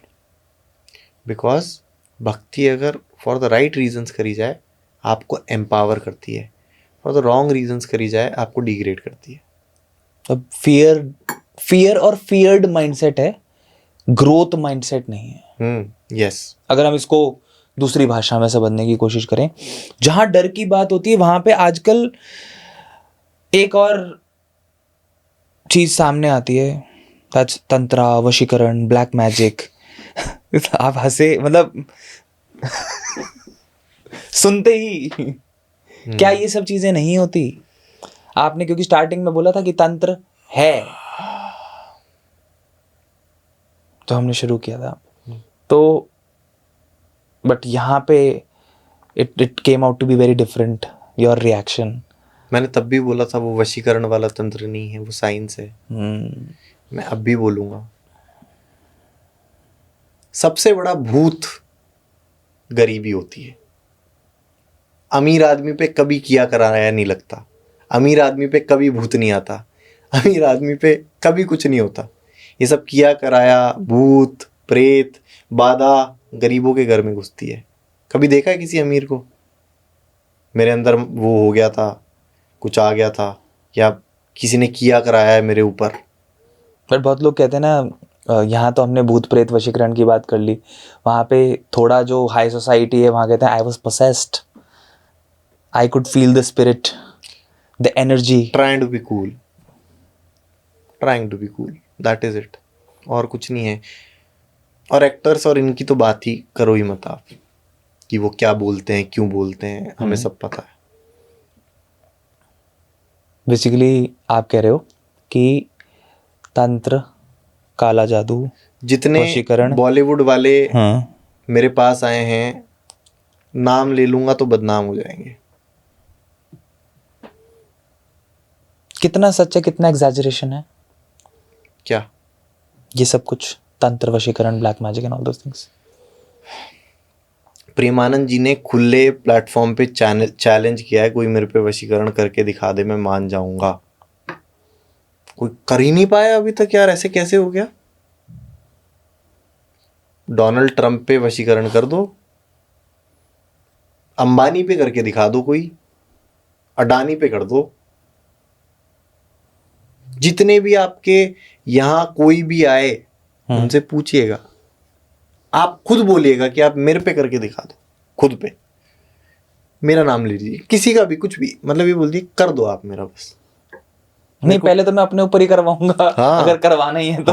हाँ, तो वशीकरण ट्राई करिएगा एक बार, देखते हैं कितना काम करेगा वशीकरण। भाई कुछ नेचुरल लॉज होते हैं दुनिया के, अगर आप बीमार होगे तो मंत्रों से, एक्सरसाइज से, आयुर्वेद से ठीक करने की कोशिश करेंगे। नहीं हुए तो आप डॉक्टर के पास ही जाओगे, इसमें कोई दोहराए नहीं है। चाहे आप एस्ट्रोलॉजर हो, चाहे तांत्रिक हो, बीमार होगे तो जाओगे एस्ट्रोलॉजर के, इसके डॉक्टर के पास ही। ग्रेविटी है, वो ये नहीं देखेगी कि आप तांत्रिक हो, एस्ट्रोलॉजर हो, डॉक्टर हो, कोई चीज़ गिरनी होगी आपके ऊपर गिरेगी। ग्रेविटी नेचुरल लॉ है, वो काम करेगा, वो आपके ऊपर काम करेगा। चलो मान लिया कि तंत्र मंत्र, जादू टोना, ब्लैक मैजिक, वशीकरण नहीं होता, बट क्या भूत और प्रेत भी नहीं होते? भूत को अब मैं कैसे, हाउ डू आई डिफाइन भूत? भूत को कैसे डिफाइन करूं? क्या जो चीज़ दिखाई नहीं देती है उनको कह सकते हैं भूत? जो चीज़ इनविजिबल है उनको भूत कह सकते हैं? हाँ, जो मैंने देखा नहीं वो मेरे लिए भूत हो सकता है। भूत हो सकता है। उसको देख के मैं डर भी सकता हूँ। तो जो भी चीज़ में आप बिलीव करते हो और आपका ब्रेन एक हेलुसिनेशन बनाता है, मैं उसको भूत कह सकता हूँ। पर अगर मैं बोलूं भूत, तो भूत सिर्फ एक ही है जो मैंने बता दी, वह है गरीबी। और कोई भूत नहीं होता है, ना कोई प्रेत होता है। बट आत्मा होती है। आत्मा होती है, आत्मा होती है। और आत्मा का मतलब कोई डरावनी चीज नहीं हुआ। आत्मा तो मैं भी हूं, आप भी हो, आत्मा होती है। और जो ये लोग बोलते हैं कि आत्माएं भटक रही हैं, वो इंसान ही होते हैं जो भटक रहे होते हैं रात को, आत्माएं नहीं होती हैं। और जो लोग ये पैरानॉर्मल एक्टिविटीज एक्सपीरियंस करते हैं, अब एक्सपीरियंस डिपेंड करता है ना कौन कर रहा है, कर भी रहा है कि नहीं कर रहा, करके बता पा रहा है क्या, बता रहा है तो प्रूफ कर पा रहा है कि नहीं कर पा रहा है। यार कौन प्रूफ मांगता है उनसे, कौन प्रूफ मांगता है? अब एक जो जादूगर है, जब तक उसका जादू नहीं पकड़ा जाता तब तक वो जादू होता है। जिस दिन जादू पकड़ा जाता है उस दिन वो जादू खत्म हो जाता, जादू होता ही नहीं है। वो तो कुछ ट्रिक होती है जो इंसान लगा रहा है। अभी मैंने कुछ दिन पहले एक पॉडकास्ट किया था रश्मि कंबोज जी के साथ। She is an akashic reader and she talks to spirits. Okay, mood ही चेंज कर देते हो यार भाई। बिल्कुल बिल्कुल ना अर्जुन जी, आपने मतलब सीरियसनेस खत्म कर दी मेरी बात की। उन्होंने मुझे बताया, एज शी सेड, राइट, मैं बिल्कुल वर्बेटिम कोट करूंगा इस बात को। मैंने कहा कि भी तो शक्तियां हैं, राइट, वहां पे भी लोग भूत बाधा से अपने आप को फ्री करने के लिए जाते हैं, राइट, ऑल दीज थिंग्स।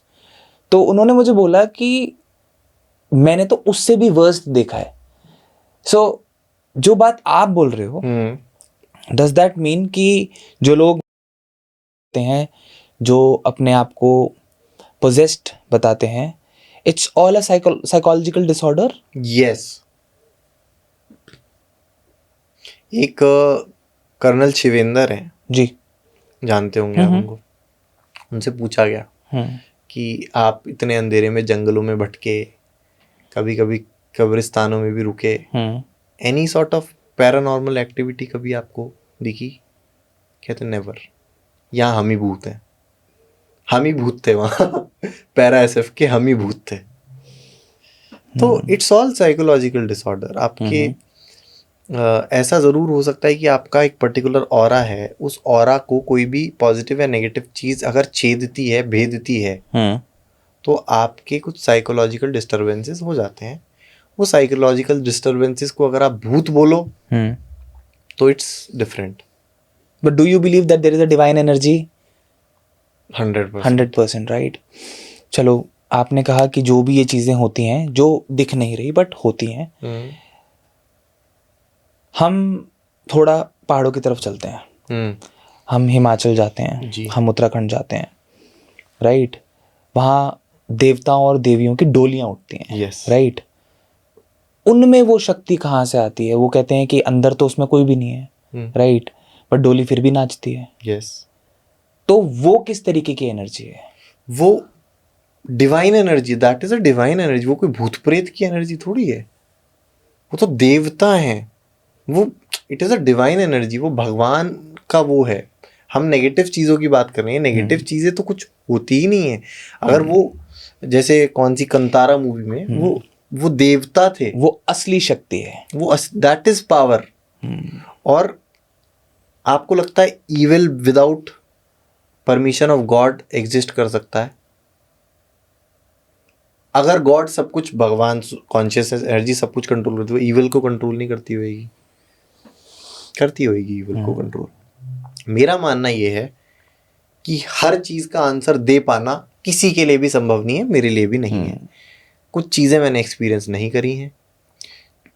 जब तक मैं करूंगा नहीं या मैं किसी को करते नहीं देखूंगा तब तक मैं उसे मानूंगा नहीं। मैं जानने में बिलीव करता हूँ। अभी आपने इतनी अच्छी बात बोली।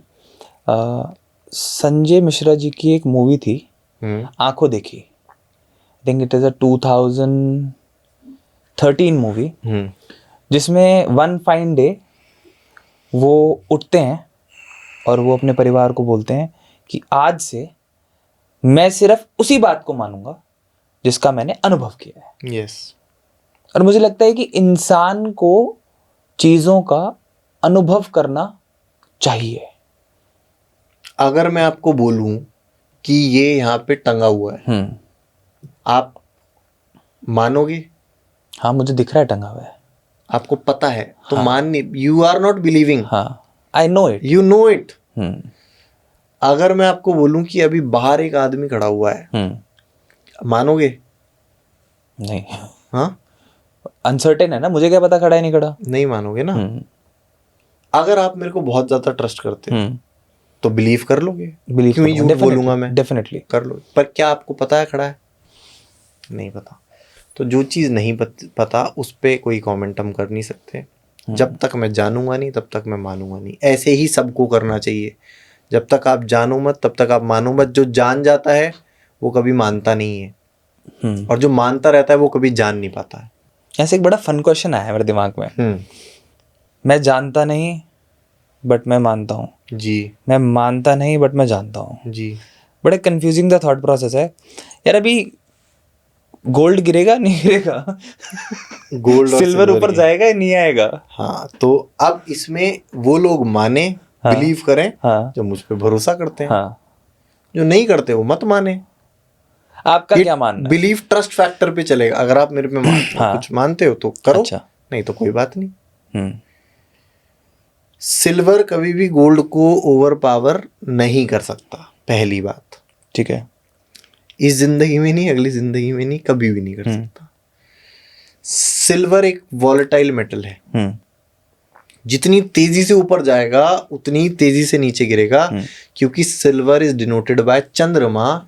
चंद्रमा फास्ट मूविंग प्लैनेट है, आपको अलग अलग थॉट्स देता है। चंद्रमा मन का कारक होता है, मन अलग अलग थॉट्स देता है, फ्लक्चुएशंस देता है।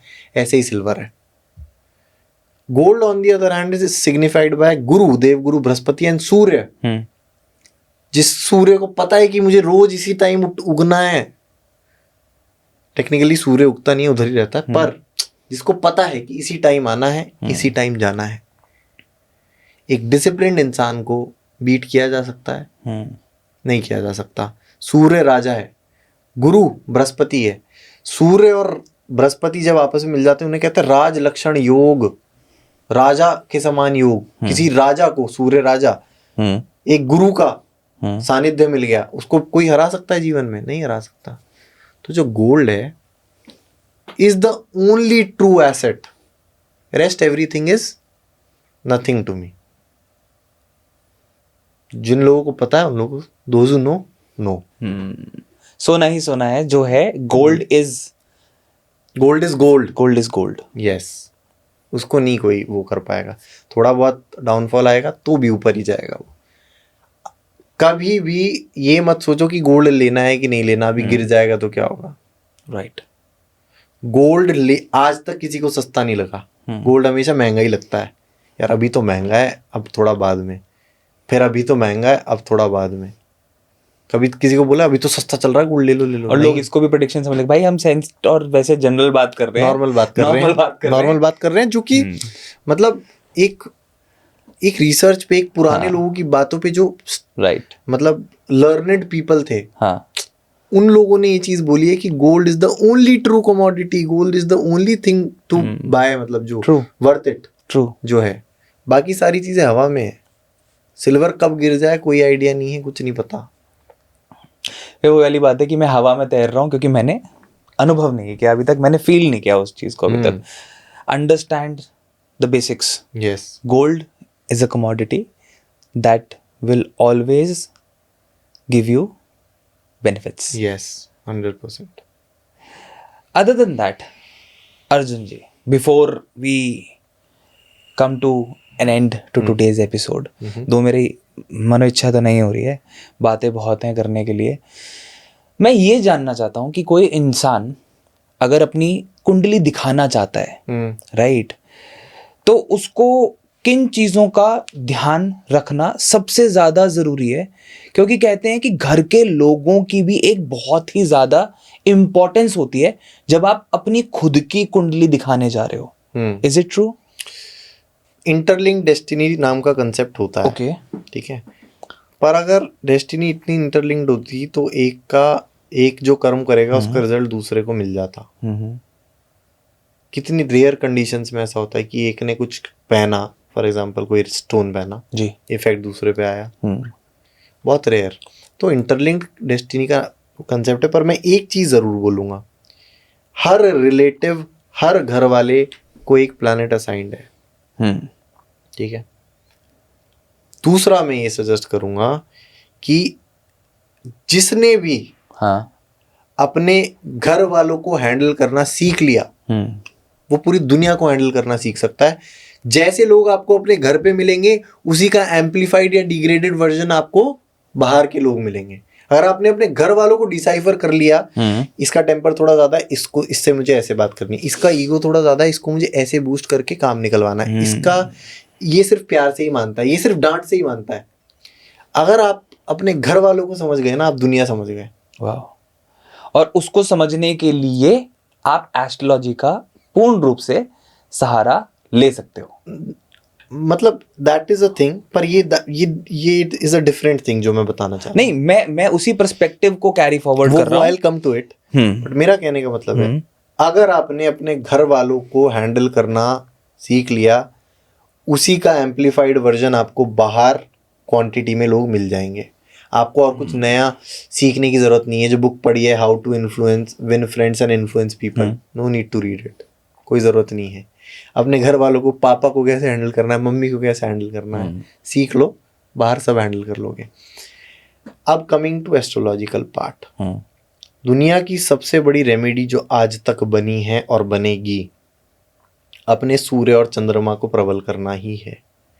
सूर्य माता, सूर्य पिता, चंद्रमा माता। अगर आप अपने पेरेंट्स को रिस्पेक्ट करते हो जैसे करे जाने चाहिए, वो उनकी बातें, आई एम नॉट सेइंग कि वो बिल्कुल सही होते हैं हमेशा, बट अपने वे में आपको कुछ करने की जरूरत नहीं है। अगर आपके माँ बाप आपसे खुश हैं, जरूरी नहीं है वो आपकी सही बात पे ही खुश हो, कई बारी वो आप कुछ सही भी कर रहे हो। तो फॉर एग्जांपल कोई इंसान अपना कंटेंट क्रिएशन करना शुरू करता है, लोग उनको चाहिए कि भाई नौकरी करे, तो वो खुश नहीं होंगे, पर आपको पता है यू आर राइट, उनका दिल नहीं दुखा रहे हो आप किसी भी वे में, इंटेंशनली। अनइंटेंशनली तो हर वी आर ह्यूमन बींग्स। उसको दैवीय शक्तियों से भी ऊपर की शक्ति मिलती है। एस्ट्रोलॉजी, और इसमें कितना शुरू में हमने बात करी, सूर्य और चंद्रमा को प्रबल कर लिया तो हो गया, माता और पिता को खुश कर लिया तो हो गया बस। वाह। जब लोग फैमिली में रहते थे टुगेदर, न्यूक्लियर फैमिलीज नहीं होती थी, तब अगर किसी एक इंसान का प्लेनेट खराब है, दूसरे का सही है ना, तो वो जो इल इफेक्ट्स होते थे वो न्यूट्रलाइज हो जाते थे। जब तक न्यूक्लियर फैमिलीज नहीं थी, बड़ी फैमिलीज थी, द अमाउंट ऑफ पेन जिसमें वो जाते थे वो अभी से कंपैरिजन में कम था। क्योंकि एक की कुंडली दूसरे की कुंडली को इम्पैक्ट करके उसका इफेक्ट रिड्यूस कर जाती थी।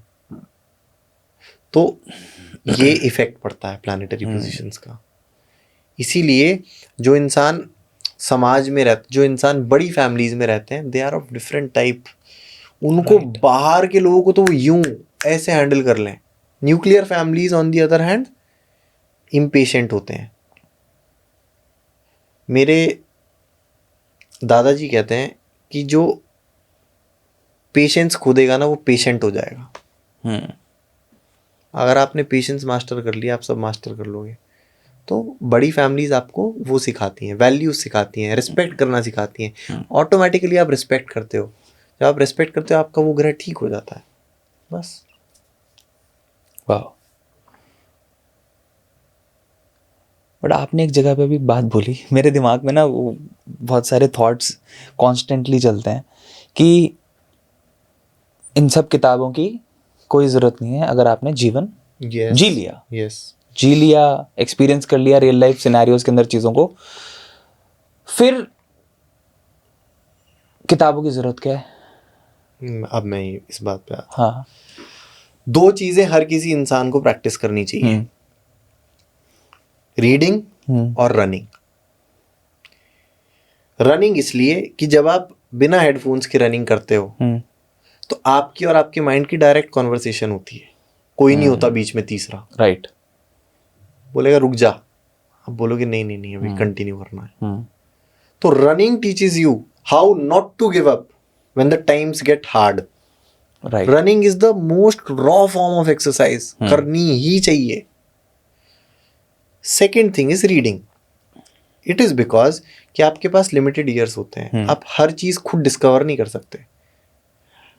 आपकी जो भी चीज है वो कहीं ना कहीं किसी ना किसी ने फेस करी होगी और बुक में लिखी होगी। अगर आप उसको पढ़ लेते हो तो आप इतनी बड़ी प्रॉब्लम से इतनी जल्दी निकल जाओगे।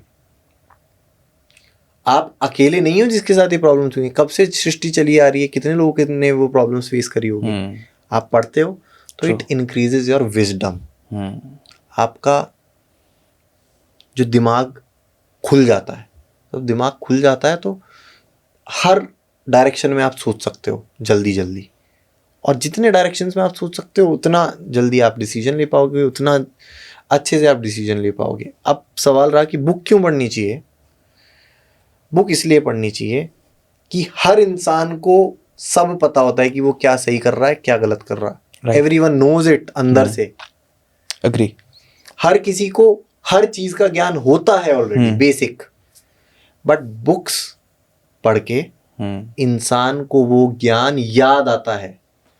तो books are like Jamvant for Hanuman ji. वो आपकी शक्तियां आपको याद दिलाती हैं।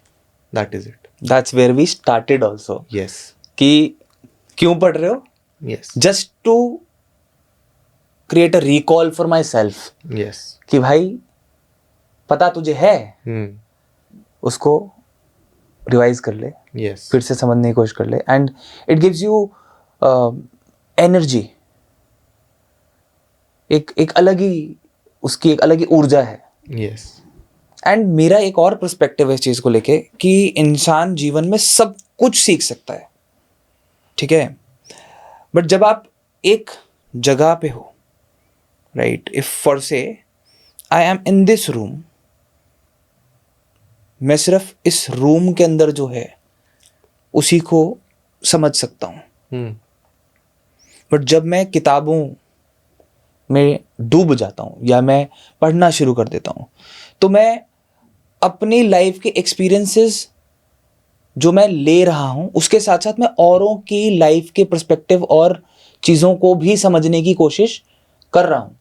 तो मेरी नॉलेज सिर्फ एक जगह तक सीमित नहीं है। That's what I told you ना। हाँ, दिमाग खुल जाता है। दिमाग खुल जाता है। बस आप यहाँ बैठे हो और आप रॉक्सी नफूसी के थॉट प्रोसेस को समझने की कोशिश कर रहे हो कि वो क्या कहना चाह रही है। आप जेम्स क्लियर के थॉट प्रोसेस को समझने की कोशिश कर रहे हो कि उसके क्या एक्सपीरियंसेस थे। पता आपको भी है वो चीज, बट आपने उसके पर्सपेक्टिव से उस चीज को समझने की कोशिश करी। हो सकता है कि आपको और ज्यादा क्लैरिटी आ जाए। तो I think reading and running yes are two things जो इंसान को लाइफ में डेफिनेटली करनी चाहिए. Yes. मतलब मैं अभी पिछले 8-9 महीने से I started running, not like कि मैं बस सुबह निकला और रन कर रहा हूँ. I have ran more than 15 10Ks, right. तो मुझे पर्सनली एक्चुअल में ये चीज़ महसूस हुई कि जब आप भाग रहे होते हो ना, तो आपका माइंड, बॉडी और सोल जो कनेक्शन है वो काफ़ी ज़्यादा लाइन होता है, क्योंकि आप खुद से बातें कर रहे होते हो उस टाइम पे. इतनी क्लैरिटी होती है ना माइंड के अंदर. मुझे नहीं लगता कि रनिंग के अलावा उतनी क्लैरिटी इंसान को किसी और चीज में. Running is for sure meditation. आप किसी भी फौजी से पूछो, आर्मी ब्रैट्स कैन रिलेट, सब लोग रिलेट कर पाएंगे. कोई भी बीमारी है, कुछ भी है, पानी पी भाई, रनिंग कर. पानी खूब पी, रनिंग कर. सर दर्द हो रहा है, पानी पी, रनिंग कर. फीवर हो रहा है, पानी पी ले, रनिंग कर ले. जुकाम हो रहा है, पानी पी, रनिंग कर. ट्रू. एज ए डाइटिशियन हम भी सबको यही बोलते हैं. कोई आके कहता है ना कि यार पतला होना है, क्या करना है? मैंने कहा, पानी पियो, एक्सरसाइज करो. एक्सरसाइज नहीं होती, भागना शुरू कर दो. कुछ मत करो, भागो, भागते जाओ. रोज सुबह उठो, 2 किलोमीटर भाग के आओ. आज 2 भागोगे, कल 3 भागोगे, फिर 5 भागोगे, फिर 10 भागोगे. Because that keeps your body moving, right. And you keep yourself, and if you keep yourself moving, I think nobody can stop you. कोई रोक ही नहीं सकता आपको. रुका हुआ पानी सड़ जाता है, चलता पानी फ्रेश रहता है. बस यही है. वन लास्ट क्वेश्चन उन लोगों के लिए जो लाइफ में कंफ्यूज हैं, भय में हैं, अंधविश्वास में हैं, अंधविश्वास में जी रहे हैं, उनके लिए सबसे प्रैक्टिकल एडवाइस क्या होगी, so that they start living a better life out of fear, out of all the अंधविश्वास? पहले तो अपना एक रोड मैप बनाओ लाइफ का, कि आपको क्या मतलब a purposeless life is a useless. कोई सेंस नहीं है पर्पसलेस लाइफ का. सबसे पहले डायरेक्शनलेस जो है उसको they should go to an astrologer. पक्का उसको पूछना चाहिए, बताना चाहिए, पूछना चाहिए कि मेरा ना इन 3-4 चीज़ों में थोड़ा ध्यान है, किस में मुझे जाना चाहिए. They should take an advice of an astrologer. तब जब एस्ट्रोलॉजर ने एडवाइस दे दी, उसके बाद they should not look back. अपनी पूरी प्राण ऊर्जा, दिमाग की ऊर्जा, बॉडी की ऊर्जा उसी तरफ जानी चाहिए. हर किसी को ये भगवान को प्रूफ करना है कि I am spiritually, mentally and physically at the top of my game. अगर कोई मेरे को फॉर एग्जांपल एक प्रमोशन देता है बॉस मेरा, और मैं उस प्रमोशन में जाके फिर उसके बाद अपने रंग दिखा देता हूँ, फिर उसका काम वाम पे ध्यान नहीं देता, वो नहीं करता, अगली बार वो मुझे प्रमोशन नहीं देगा, डिमोशन भी दे सकता है.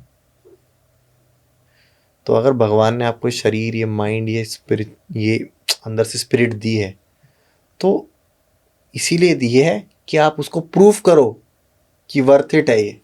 अगर आप प्रूफ करने में लग जाओगे भगवान को और खुद को, कल जैसे आप जिए थे उससे 1% बेटर आज हो जाओगे, तो आपकी लाइफ ऑटोमेटिकली 1% होना है.